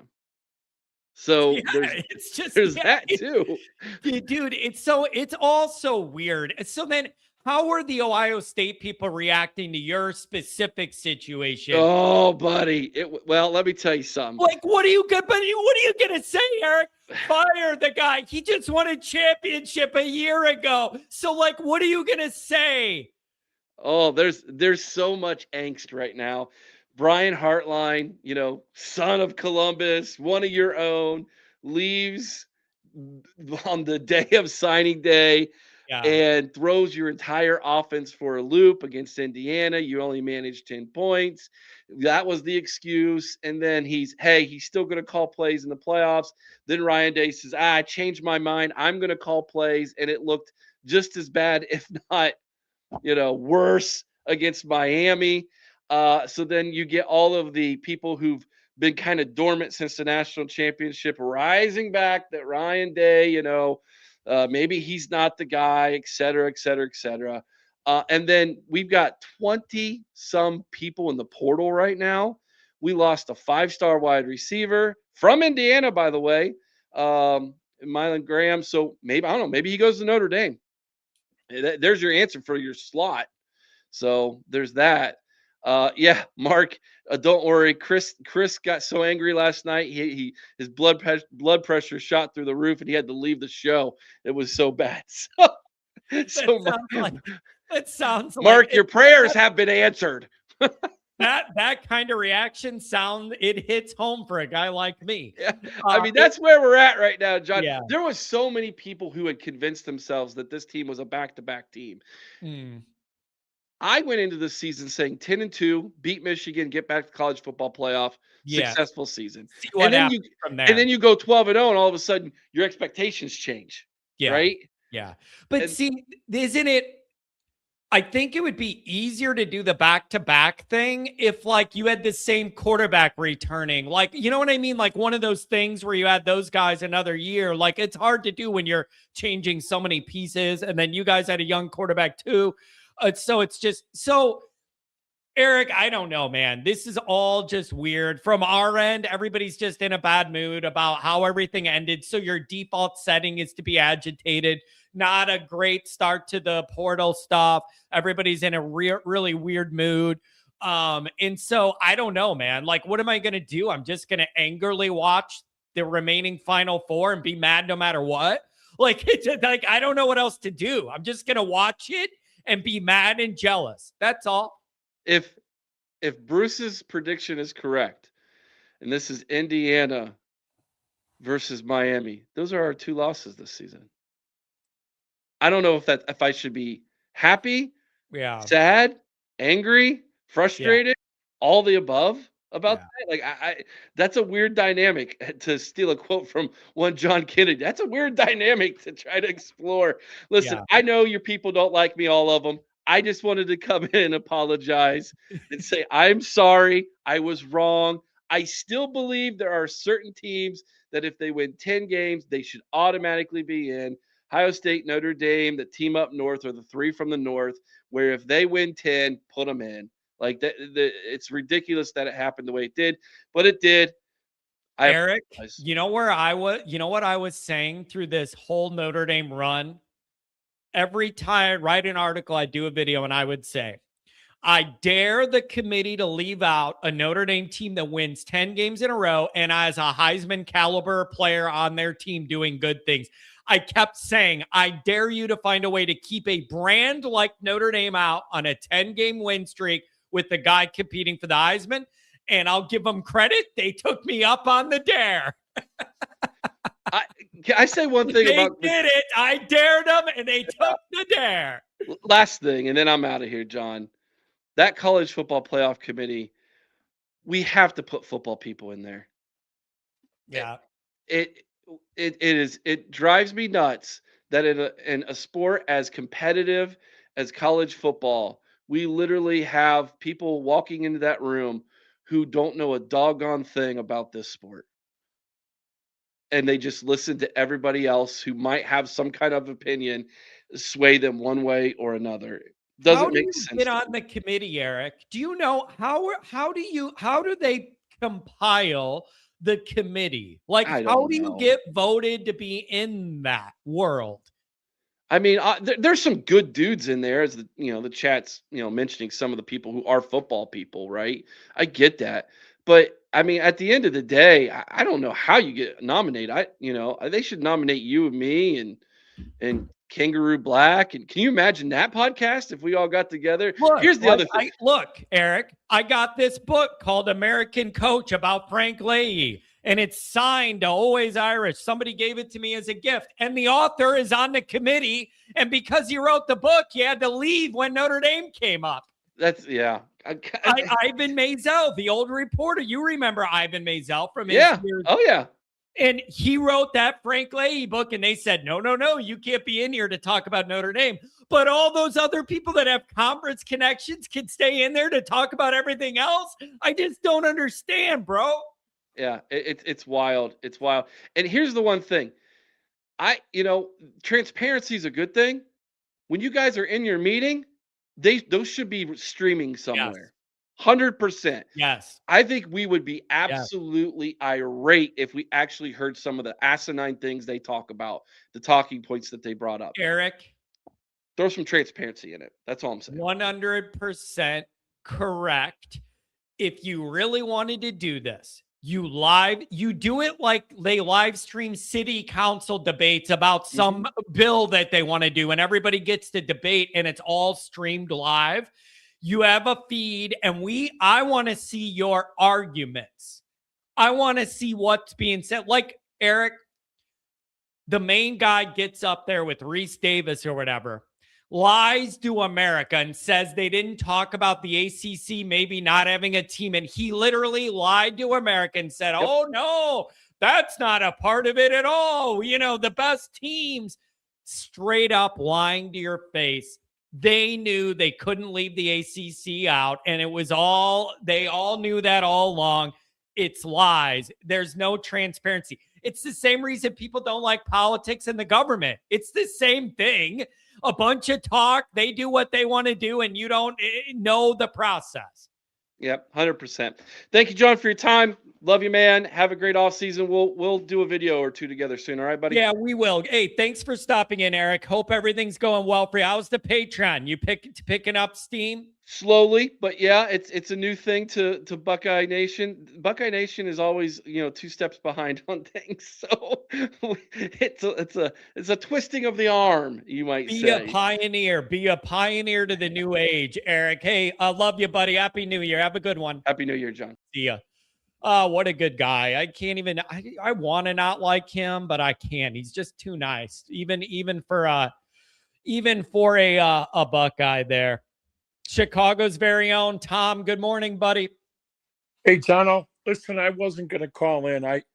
But there's a couple of things that I got triggered on, and the first thing was what the Ohio State Buckeye fan just said when he mentioned, well, if Indiana can do it, Notre Dame can do it, and I got a big bone of contention. Most of these people that have never set foot on the campus of Notre Dame don't realize that it is a different place. It's unique. I'm not saying it's better. It's just very unique. Yeah. So you take a kid out of the transfer portal that's been 2 or 3 years at Ohio State, for instance, or Michigan State. Let's use the Nick Marsh thing, right? Nick Marsh didn't even visit Notre Dame. Why do you think that is, John? Do you think people have told him about the social aspects of Notre Dame? Now, I know those kids are probably living a few blocks off of campus. I know where that student housing is. I know where most of the students and the jocks live when they finally leave the residence halls, but it's still Notre Dame. I mean, socially, these kids are used to being coddled since they were in high school. Then they get to be the big man on campus, at Ohio State or Michigan State or any big state school, right? And then you're going to plop them down in the middle of Notre Dame. Now, Notre Dame is progressive in a lot of ways, but socially they're not. They still have parietals. I don't know if people know what parietals are, but those are the dorm regulations. That's why there's 32 single-sex dorms on or residence halls on Notre Dame. Now, you take a kid that has been on some college campus and all he's seen is sexy co-eds and a very liberal social policy. How do you think the only way he's coming to Notre Dame is if he knows that he can plug in and be on a contender and he's got a shot at the NFL? So you might as well take, and I know I got a lot of pushback when I put this up on Patreon yesterday. People were, oh, thanks for mansplaining. Well, I'm telling you, most of these guys have never been. So I got on the horn yesterday and I called former players that played at Notre Dame recently. I called parents of kids that are recent graduates at Notre Dame, and they all agreed with me. That's 100%. And the coaches can't do anything. Now, West Palm Pat talks about, well, Notre Dame's still, run by the priests. Well, yeah, they are. They do have a different game now, right? They do have transfer portal money. And I know that they're trying, but it's a very unique place. You know that as well as I do. All right, let me ask this, Tom. Yeah. Are you saying that social effect would be bigger for a transfer guy because he's experienced years of college already and knows how fun it could be? Because How do you juxtapose that with the top 3 recruiting class of a bunch of 18-year-olds who want to be here? That's a different ballgame because you get why I'm asking that differentiation? No, it's a different ballgame because these kids have visited the campus. They've spent time. They've been vetted. They understand that it's a different place. Right? They, once the horse leaves the barn socially, it's hard to pull back to go to a more stringent social campus. You know what I'm saying? I mean, come on. Okay, Tom, is it fair or not for Notre Dame people to be frustrated that the guy visited somewhere else before you even got a shot? Like, is that just logistics of how it works out? Because there's this thing of like, what's Notre Dame doing? They only work Monday through Friday, 9 to 5, and you're losing guys that because other people are working on the weekend. Like, is it fair to even be upset about that? Or is it just the way the logistics fell? Or did the guy know he was leaning to Indiana? May as well take that visit first. We don't know. Well, I don't know. That's the thing. So then there's the speculation about, well, how much money did they come up with? Was it the be all and the end all? Was the money the thing? So like you talked about earlier, was there some kind of a under the table offering that is not above board? I don't know. But what I do know is that these land grants on these state universities that have never won anything like Indiana, they're the nouveau riche of college football, right? And it's all due to the coaching. And he even said it in his early interviews. When he got down there, they didn't believe in his mission statement. They didn't believe it can be done until he showed them, look, I know how to win. I have the staff in place. And if I poach players from all over the country, we don't have to recruit. That's a different mindset than Notre Dame, where Notre Dame has to recruit. That's why they spent as much time and effort at getting these 2 unbelievable recruiting classes, 2026 and going into 2027. So if you look at a player like Joey O'Brien that's coming in. I don't know if you've seen a lot of his tapes. I certainly watched a lot, and that kid could play both sides of the ball. He could be a difference maker at a wide receiver next year. Nobody's talking about that. They're not going to know until these kids get on campus. But of the 28 that are coming into Notre Dame, I think most of them are early enrollees, and they're coming next week. So they're going to have a full spring before they get into before they get into fall camp. I mean, by the time the middle of the season comes around, a lot of these kids will have seen playing time. I'm telling you, at least 3 to 5 of these top flight freshmen are going to see playing time. Yeah. Now, does that solve the problem at defensive tackle? I don't think so. So like Liam said earlier, we still got a few. We've got what 10, 12 days left of this. And we'll see what happens, but it's not an easy place. It's a unique place, and people don't want to hear that, but it is. And it's not really an easy place to draw a transfer portal kid. Otherwise, we would have had some early success before this year. You got a Malachi Fields, okay.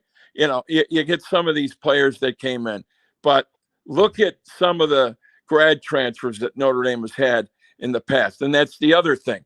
They have to take mostly grad transfers, right? So it's very hard to get an underclassman graduate into Notre Dame too. So that's the other thing. Yep, you know what I mean? So if you're going to look at it if you're going to look at it fairly, then you've got to weigh all the different things that is Notre Dame. And, people were getting pissed off at me yesterday, and I get it. I understand the emotions. But here's the thing. There was a lot of really hyperbolic stuff being said on the Patreon wall yesterday. And I'm like, you know what? If you don't like it, hit the bricks. Go cheer for somebody else, because this is Notre Dame, whether you like it or not. And I love Notre Dame. Tom, I get it, though, man. Notre Dame fans have been in a bad mood since the playoff thing. I have too.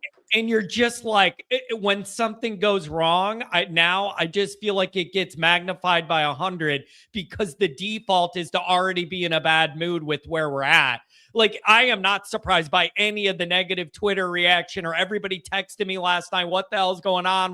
We're dropping the ball, like whatever. Like I totally get it, because the whole ecosystem for Notre Dame's been in a bad spot for the last few weeks. I totally get it. No, I'm not trying to figure out why people are in a bad mood. I'm trying to figure out if it's justified or how exaggerated it is. That's the part that I don't have the answer to, is how mad should we be that corner went to USC and the receiver went to Indiana and they didn't even get to your campus? Is it fair for me to criticize Notre Dame for that or not? I don't have the answer to that. And I don't either. And I think it might come out in the wash later. Maybe one of the finer Notre Dame media types like John Bryce. John Bryce seems to have his thumb on the pulse more than others.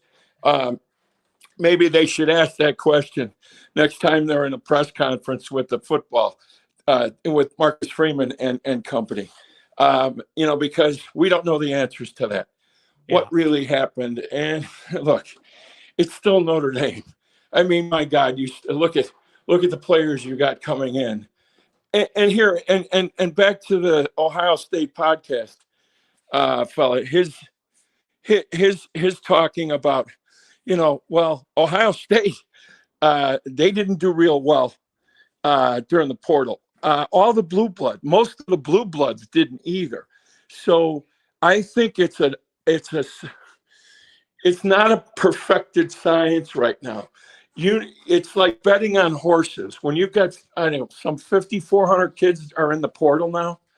Now you're looking at it like a horse race. Does this kid fit in?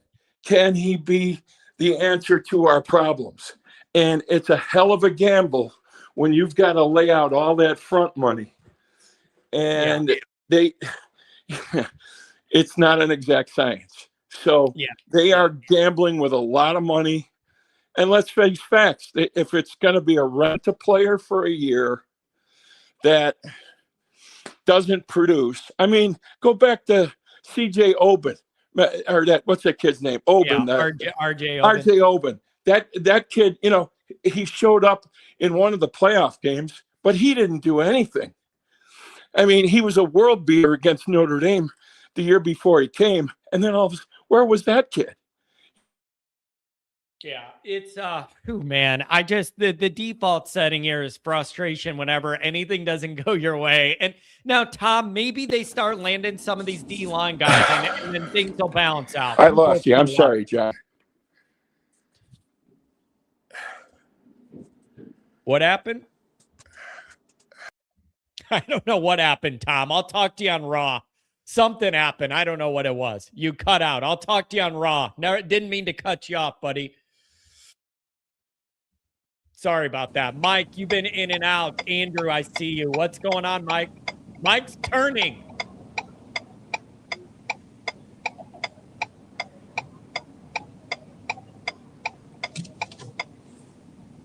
Mike!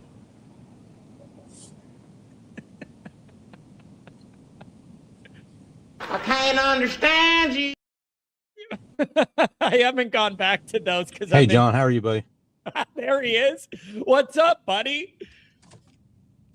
You got me? Yeah.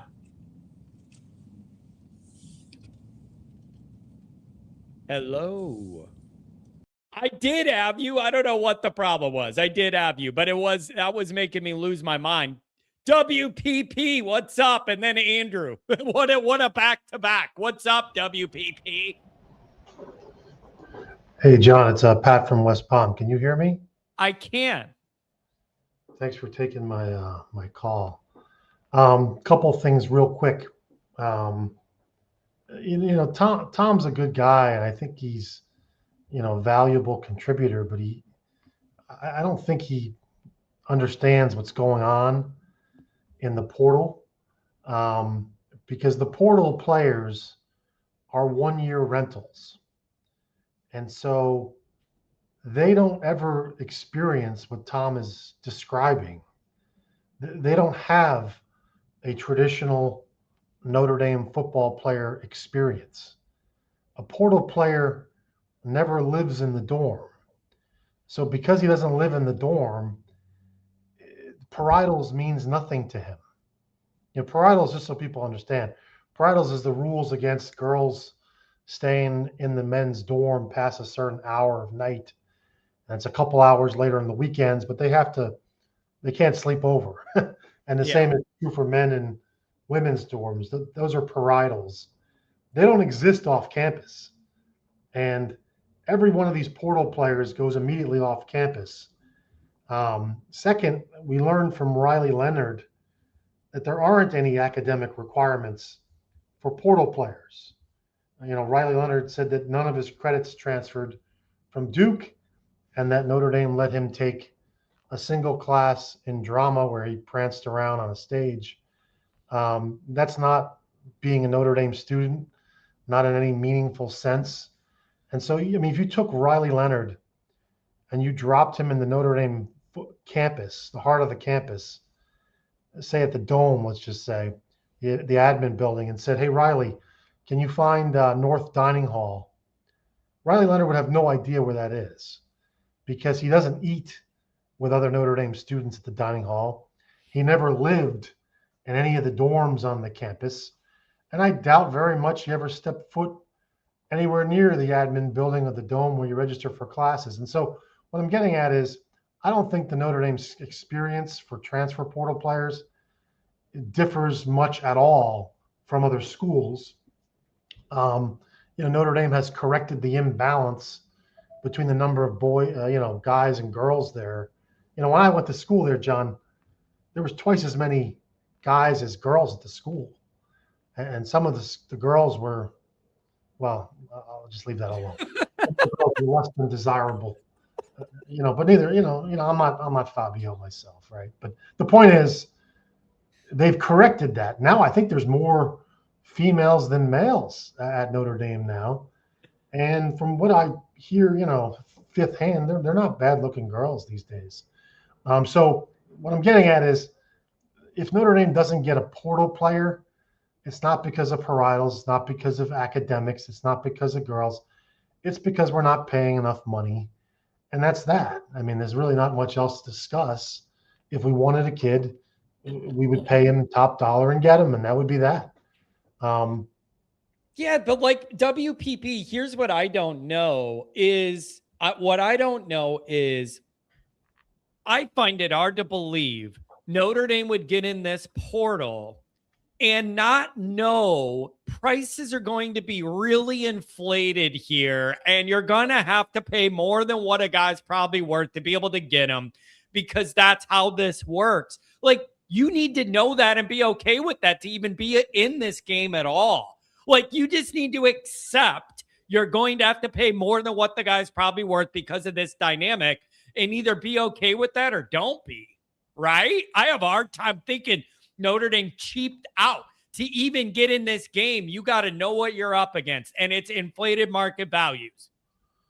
Yeah, no, it's definitely a seller's market, but Notre Dame has a long history of cheaping out, haven't they? I mean, they were always slow. The problem with Notre Dame is that they show up for a fist fight and the other side brings a knife.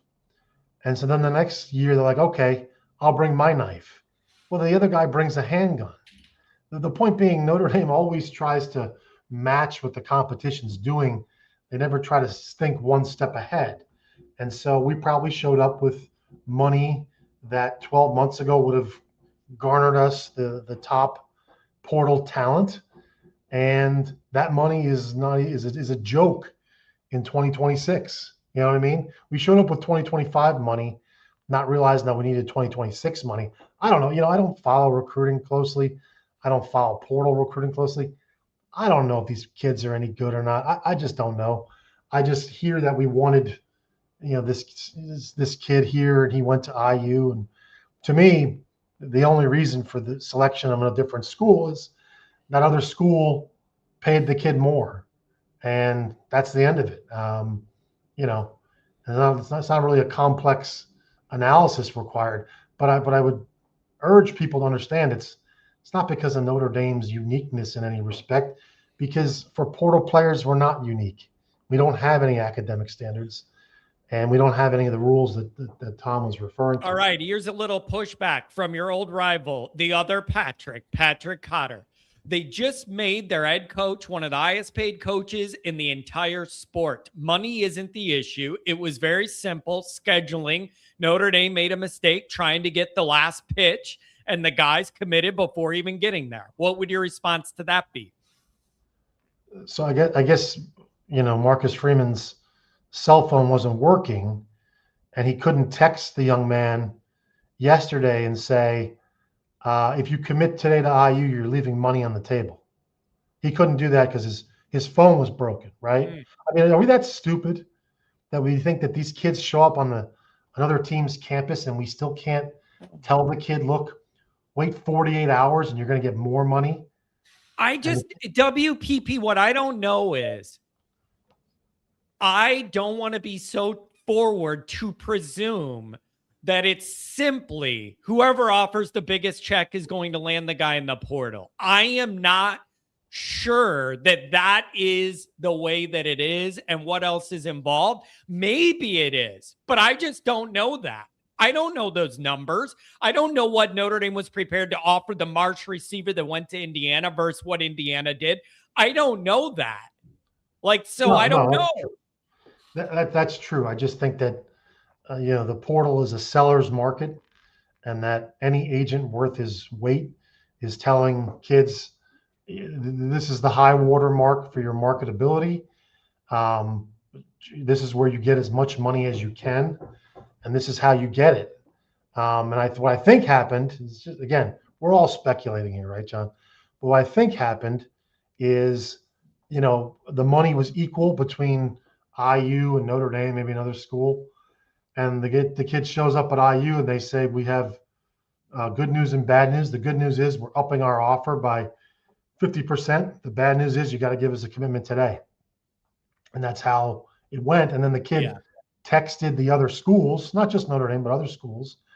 And the Notre Dame bureaucracy doesn't move that fast, and couldn't give the kid an answer on whether they're going to offer him more.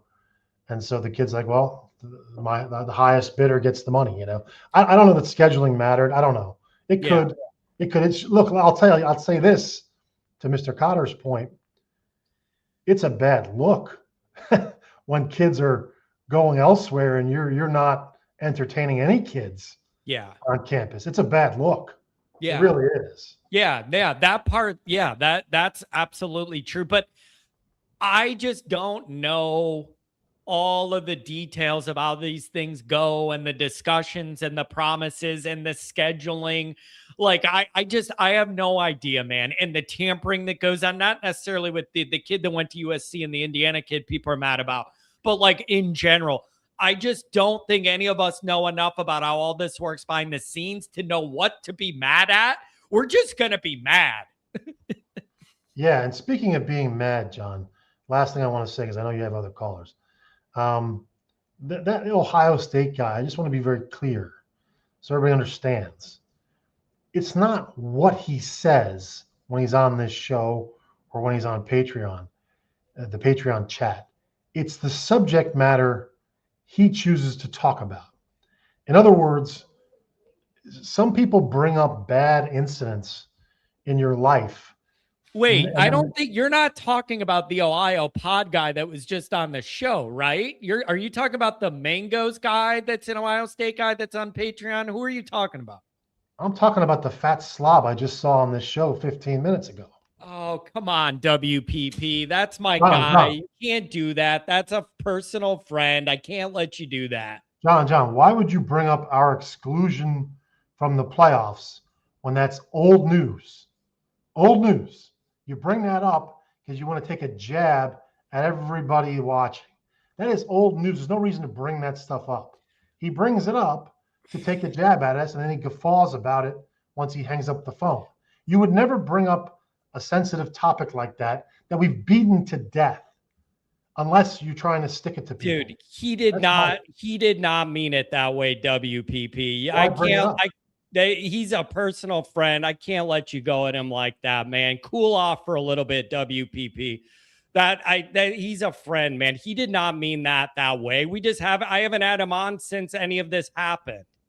He did not do that on purpose. We'll have to disagree on that, but I just don't think why you would bring up an old subject matter like that when it's been beaten to death unless you're trying to stick it to people.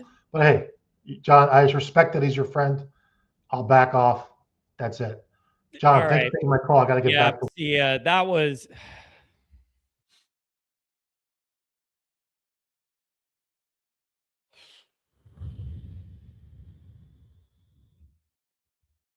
uncalled for on that one. Uncalled for on that one. Andrew, what's going on? Hey, what's up, John? Yeah, I would just say that just to put a bow on WPP, it's the Ohio podcaster is a good guy, and I think he's useful to this community because and I would even say Kent too, because you have to know about what else is going on in college football. I feel like a lot of people in this chat are way too myopic on Notre Dame, and to take a personal shot at him is just totally ridiculous. WPP should apologize for that. Yeah, that was a bit much. Like if it's football arguments, you know my thing. You can argue about football all you want with different opinions, but that one, Eric's a good guy, and he did not bring any of that up as trolling. It was just the conversation. There was I don't even know what nothing Eric did today was like instigating or like trying to rub anything in like at all. That was not what happened. So yeah, out of line on that one, WPP. Yeah, I don't even know what WPP was getting at. But hey, I was sort of compelled to call in because I just think, and you talked about it a little bit at the beginning, but I think it is sort of important to reiterate what I want to talk about is Indiana versus Notre Dame. Indiana's getting all the big headlines by signing these portal guys, but I just think it's really important to reiterate that it's a philosophical thing. And you can look at the playoffs and see the different philosophies in college football. Indiana is not interested in building from the high school ranks right now. I mean, they had the 33rd class. You look at a school like Texas Tech had the 18th class. They're not filling out their classes, to fill out the entire roster. They're going all in on portal. And hey, you know what? When you have a coach like Kirk Cignetti, who's really probably the best coach in college football, maybe that can work, but it is a year-to-year experiment with Cignetti versus what teams like Ohio State, Notre Dame, Georgia, Oregon to a certain extent who are mostly building out of the high school ranks and then bringing in portal players to blend with it. So it's an interesting experiment. Indiana's, the flavor of the month right now. They're hot, so everybody wants to do what they're doing. But Andrew, don't mistake that Indiana is building Alabama 2020. They have to go to the portal. If they aren't making splashes in the portal this year, they're going to suck next year. So they've got to make those big additions. They don't here's have the what high school players to replace those guys. where my mind goes when you bring this line of discussion up is, I wonder how much back end infrastructure is set up differently if your plan is to hammer the portal to do a bunch of this stuff and compete, rather than like all in on roots in on the high school recruiting, and that's going to be 70%, 80% of your guys or whatever. Like, I don't know enough to know how your approach to everything changes if that's the way you want to go philosophically. Like, I just don't know that. Do you get what I'm asking? How the way you may set up and operate things is different depending on those paths? I just don't know the answer. Well, I think that it's school to school. I mean, you see how Signetti talks about culture, his culture for his coaching staff and for the team. So I think that his type of coaching lends the ability to bring in guys that are mercenaries and get them as part of the team. I think it's more of a testament to Signetti as a talent evaluator and an ability to get guys in line. So, but to act like that could be replicated across the country, I think is foolish, because I look back and this relates to Nick Marsh, but I look back to the 2023 cycle. Florida State was going to build through the portal. And 1 year it really worked out well. They made the big splash in the portal, got Keon Coleman, and that guy was all the difference. He's a wide receiver they brought in from Michigan State, like Nick Marsh, and that guy was the difference maker. And if you looked at some of the big games they played in that season, like against LSU, like against Clemson, that guy went off and won huge games. What I would say though is, who is the Keon Coleman in this wide receiver portal? I mean, maybe you can make an argument that Cam Coleman, the guy from Auburn, but that guy was never going to Notre Dame. And so I'm not going to sit here and bash Notre Dame for not going after Cam Coleman. But then you just have a bunch of other guys who I think are just regular dudes. Like this idea, I'm not taking a shot at Ryan Roberts or Jack Sullivan, but like they've like spilt a lot of ink saying how awesome Nick Marsh is. And all I would just say is maybe they're right, but I would just look to the On3 rankings. On3's got recruiting analysts looking at films all day long, and guess what? They have Ian Strong, the Rutgers wide receiver, who I'm very familiar with since I went to Rutgers and I watch all their games. He's their second-rated wide receiver in the portal. Now, am I saying that On3 knows more than those guys? Not necessarily. But what I'm saying is it's definitely up for debate as to whether or not Nick Marsh is better than Ian Strong. So it's not an open and shut case. And what I would say is, as somebody who watched every single Rutgers game, Rutgers stinks. They have a really crappy quarterback, and yet the two wide receivers, Duff and Strong, made Rutgers a pretty awesome offense. Rutgers' problem was defense, and they really had a mid-running game. This guy Strong is really good, and like this idea that, oh man, we can't replace Fields with a guy like Ian Strong. Well, the last time I checked, Fields was a little bit of a disappointment. I mean, if he catches that slant route against Texas A&M, and we score a touchdown instead of getting a field goal, we're in the playoffs. That was a continuous issue with Fields. He could not beat a guy off the line and catch a slant. He was out physical oftentimes. You go watch Ian Strong's film. He's constantly separating on slants, making catches. Now, is he Keon Coleman? Absolutely not. But I mean, what is Notre Dame looking for? Because the last time I checked, Mike Martin and Freeman are running a pretty tight operation. If they felt the wide receiver room was a bunch of trash, why aren't we seeing an exodus of wide receivers from the room? They're keeping all these guys around. If they stink so bad, I think what their estimate is, we've got good guys on this staff, or I mean on this roster that we're developing, and we need to bring in one good wide receiver, as a sure thing. And so I got no problem with getting Ian Strong. I like the Boston College wide receiver even better. A guy who we saw him live where he beat Leonard Moore, the best corner in the country, for a long touchdown.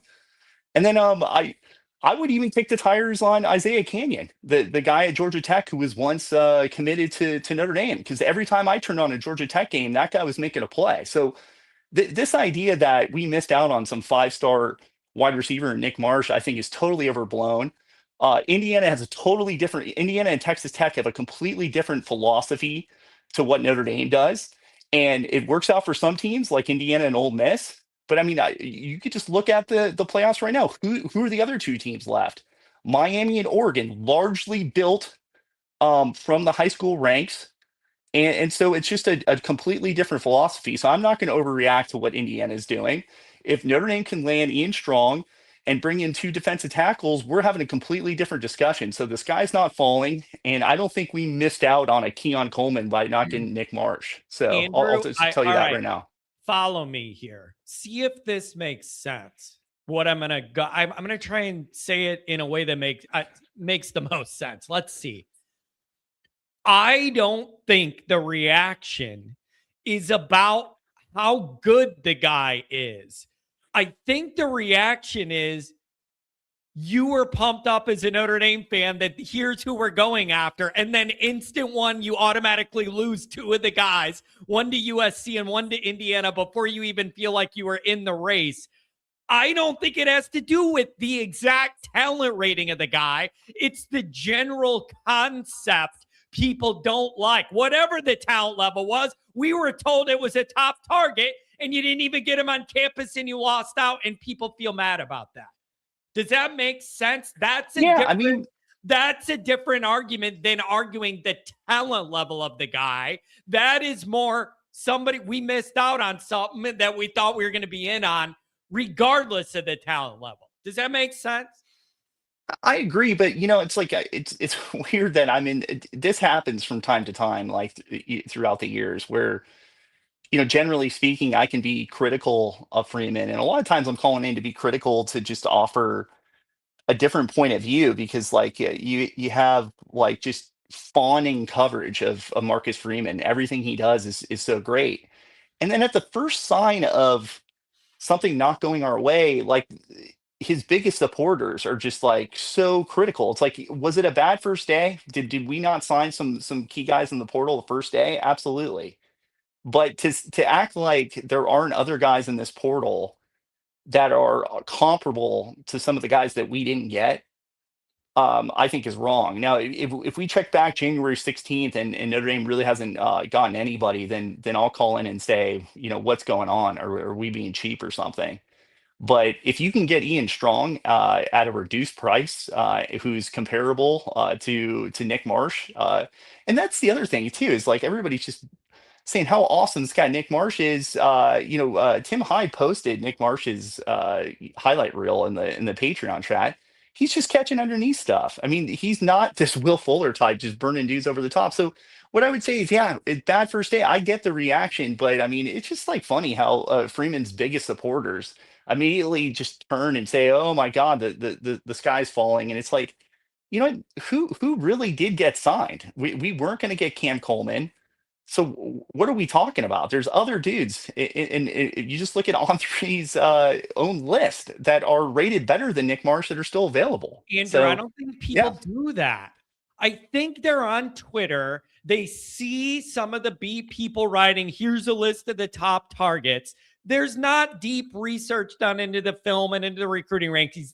I'm telling you, that's how this goes. So people get those names in their head, and then day one, it all goes, you don't even get a chance. And then that's what's happening here, man. People are not. Yeah, I just think people need to calm down. Calm down. If Nick Marsh was such a priority for Notre Dame, they would have sent signals to his agent, "Hey, we're going to be the biggest buyers," and that guy would have come to visit. So I think it's more of a reflection that whereas he was a big priority, he wasn't that big of a priority for him. So I think that's important to say, because if Notre Dame is flashing 1.5 million to get this guy in, he's not going to go to Indiana on his first visit. I'll just be honest with you. It's these guys in the portal are there to cash in, and they're largely going to go to the place that pays them the most money. Now, relationships do matter. You have to do all the right things to recruit these people, but that's the bottom line. These guys are hitting the portal to make more money. So I would just say that I think it's. I would say if you really think about it, it's more of an estimate in Notre Dame thinking that he's really not all that different from a guy like Ian Strong or potentially the BC wide receiver. And then I've even heard they've made an outreach to Isaiah Canyon. So I would just say, yeah, the sky's not falling. And really, I think DT, defensive tackle, is really the position in need because again, I'll just reiterate, if the Notre Dame staff thought our wide receivers are a bunch of trash, explain to me how Cam Williams, Micah Gilbert, Logan Saldate, KK Smith are still on the roster. They would tell those guys to hit the bricks if they thought there was no future for them. Yeah, and let's see what happens, man. If you start landing a couple of these defensive guys or whatever, everybody will be in a better You mood. can land 2 to 3 D tackles. We've got Brody Foley, a really good tight end from Tulsa, who some think is the best tight end in the portal visiting. We still got Ian Strong visiting. There's potentially good news down the pike. So just to immediately go to Notre Dame's being cheap right now, I don't think is fair. Let's look at this thing next week if we haven't signed anybody. Yeah, I think that's fair, but I am not surprised at all by some of what's the reaction is, because the default setting is negativity right now. Because to have strong takes on these wide receivers right now is ridiculous. And I think it's largely because what you said, people wrote a lot of articles about this guy, Nick Marsh. I would bet that 99% of the chat who really wanted Nick Marsh didn't even watch a full Michigan State game last year. I'll just tell you right now. Yeah. That's absolutely true. But you get the names in your head, and if you don't get them, the default is we missed out on some and we're mad. I totally get it. But yeah, the D-line thing, you get some guys on campus, get some wins, and we'll move it forward. And Andrew, I'll just end on just to reiterate on Ian Strong to get the chat fired up. I am hardly a homer. Okay, I'm very critical of the teams that I watch. Rutgers was a bad football team last year. Their quarterback Kelly McManus really stinks. I mean, he is not a good. He's not even a mid-tier Big Ten quarterback. And but Rutgers offense scored a lot of points, and it was largely because of two guys. Duff, the wide receiver who recommitted to Rutgers, he would have been the prize. But that guy Ian Strong is a good football player. He carved up Iowa State. Now we can all agree, or excuse me, Iowa. We can all agree that Iowa has traditionally had an excellent defense and a really, really good secondary. And Ian Strong on a Friday night carved them up for 5 catches, well over 100 yards, beat guys deep, showed some really good stuff. Now, is he a speed guy? Absolutely not. But I would say that he's absolutely a boundary wide receiver type, and I think he would do very well at Notre Dame. So. Yeah, it'll be it'll be interesting. We'll see what happens when these guys get on campus. I'm sure there'll be some better news and the mood will go back up. But everybody's just agitated. Andrew, maybe I'll see you on Raw later, man. Happy New Year. Thanks, man. See ya. WPP is apologizing for the words that he said. And Slick Rick, $20 holler, happy 26. All college football fans and the Always Irish podcast. Good to see you there, Rick. Good to have you. Pat, what's going on, buddy? Hey, Johnny. What an interesting show today. Yeah. Yeah. So I wasn't paying attention to the portal stuff. But I obviously got caught up on it this morning. Real quick, guys. Okay. What was said was wrong. The dude apologized. Get off it in the chat. Just let's move on from it. We all know Eric's a classic guy. Let's just move on. Leave it alone. No reason to keep kicking the dog. I did want to talk about the money aspect of it, though, because it was said that Notre Dame isn't paying enough. On3 has a really good breakdown of schools and NIL, and Notre Dame doesn't come in great. They come in at 12, and it doesn't in their ranking. They don't just do average paid per player, because like Oregon pays the most, but they don't come in at number one. They have a scoring of kids they get like producing and all this stuff. So it just kind of it builds on it. So it's not just based on dollars and cents. But so Notre Dame is paying $105,000 per player on the team. That's what they're paying. We know Notre Dame pays. We know Notre Dame pays decent. They're falling somewhere in the top 20. We also know with the House committee or with the House ruling, the House settlement, Notre Dame is going to max the $20 million cap that they're allowed to spend. Notre Dame has come out and said they're going to hit the maximum. They're going to pay out the cap at the cap. It's not Notre Dame isn't paying. Do you keep seeing this name in here, or is it blocked? Who? This Google Nerds Be Humorless. Yeah, that's a newer name.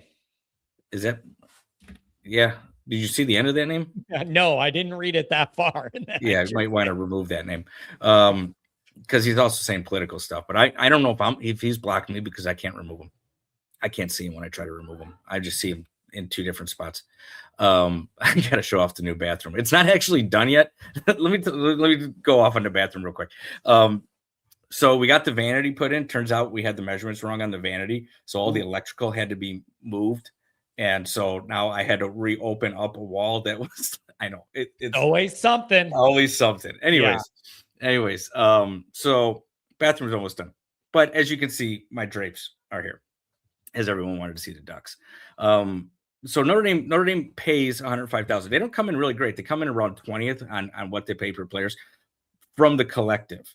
Now it was a complete fabrication of a story was made up by WPP in terms of, and he said is probably what he suspects happened is that an offer was made and the player was called. We don't know any of that is true. That is 100% pure speculation and probably nowhere close to how it actually went down. But I don't know for sure, so I'm not going to speculate what actually happened. What I do know is, don't know. Yeah, we don't know. Nobody knows. The fact that somebody would actually make up a story like that and present it as what they think is like Pat. The other part of it is Freeman and his staff are lazy because they're sitting around and they have these visits scheduled for during the week, but the guys ended up other places on the weekend and Notre Dame is lazy. I can't verify that. Yeah, I can't. It could just be travel logistics. And here's the thing. I have no idea. Here's the thing. And then it was alleged. I have no idea. And then it was alleged that the player called Notre Dame and other teams in the collective and said, this is what I'm being offered now because the school is now offering me more than what before. And Notre Dame was too slow to react to that. The Notre Dame administration, whoever, it's not Notre Dame. It is not Notre Dame. It is the collectives are not controlled by the school. It is actually against NCAA rules for that to happen. The schools cannot be in charge of the collectives.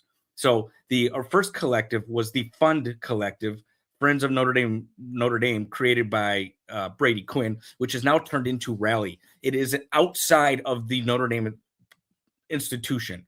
So to say it's Notre Dame couldn't move fast enough because of how they used to do things, it's completely, it's not even close to being true because it's not even Notre Dame. It is individuals outside of the university who raise the money and then work with the coaching staff to pay the money. It is quick moving. They know they have to be fast. It doesn't have to go through all this red tape that you might see from a university. It's not how it is. So that's it's completely that whole story was just blowing my mind that somebody could actually come up with that. That is not the case at all. We know Notre Dame pays well. It was estimated Notre Dame paid somewhere in the avenue of $21 million in 2023. All right. They were paying $21 million. So Riley Leonard was the highest paid transfer quarterback that year. Notre Dame paid it. They beat Ohio State, or they at least matched Ohio State because Ohio State was looking at them too. So yeah, it was just that whole thing that we went through there and how that ended was just embarrassing. But that whole thing was just completely false, completely wrong, not the case whatsoever. Notre Dame is paying. They're paying well. They're keeping themselves. They're not overpaying for players. You get LSU who overpays for players, and they get no result from it. Indiana, by the way, in the on-3 aspect, and USC, both in this on-3 evaluation, well below Notre Dame. Notre Dame is doing better than both of those schools in terms of, because Notre Dame isn't overpaying for players and is getting better production for the players they do get. So that whole thing was just goofy. I think what happened here is, and this is my speculation, Notre Dame was trying to get everybody on campus today. They have three defensive tackles on campus. They were supposed to have this wide receiver, and they were supposed to have the defensive back on campus today.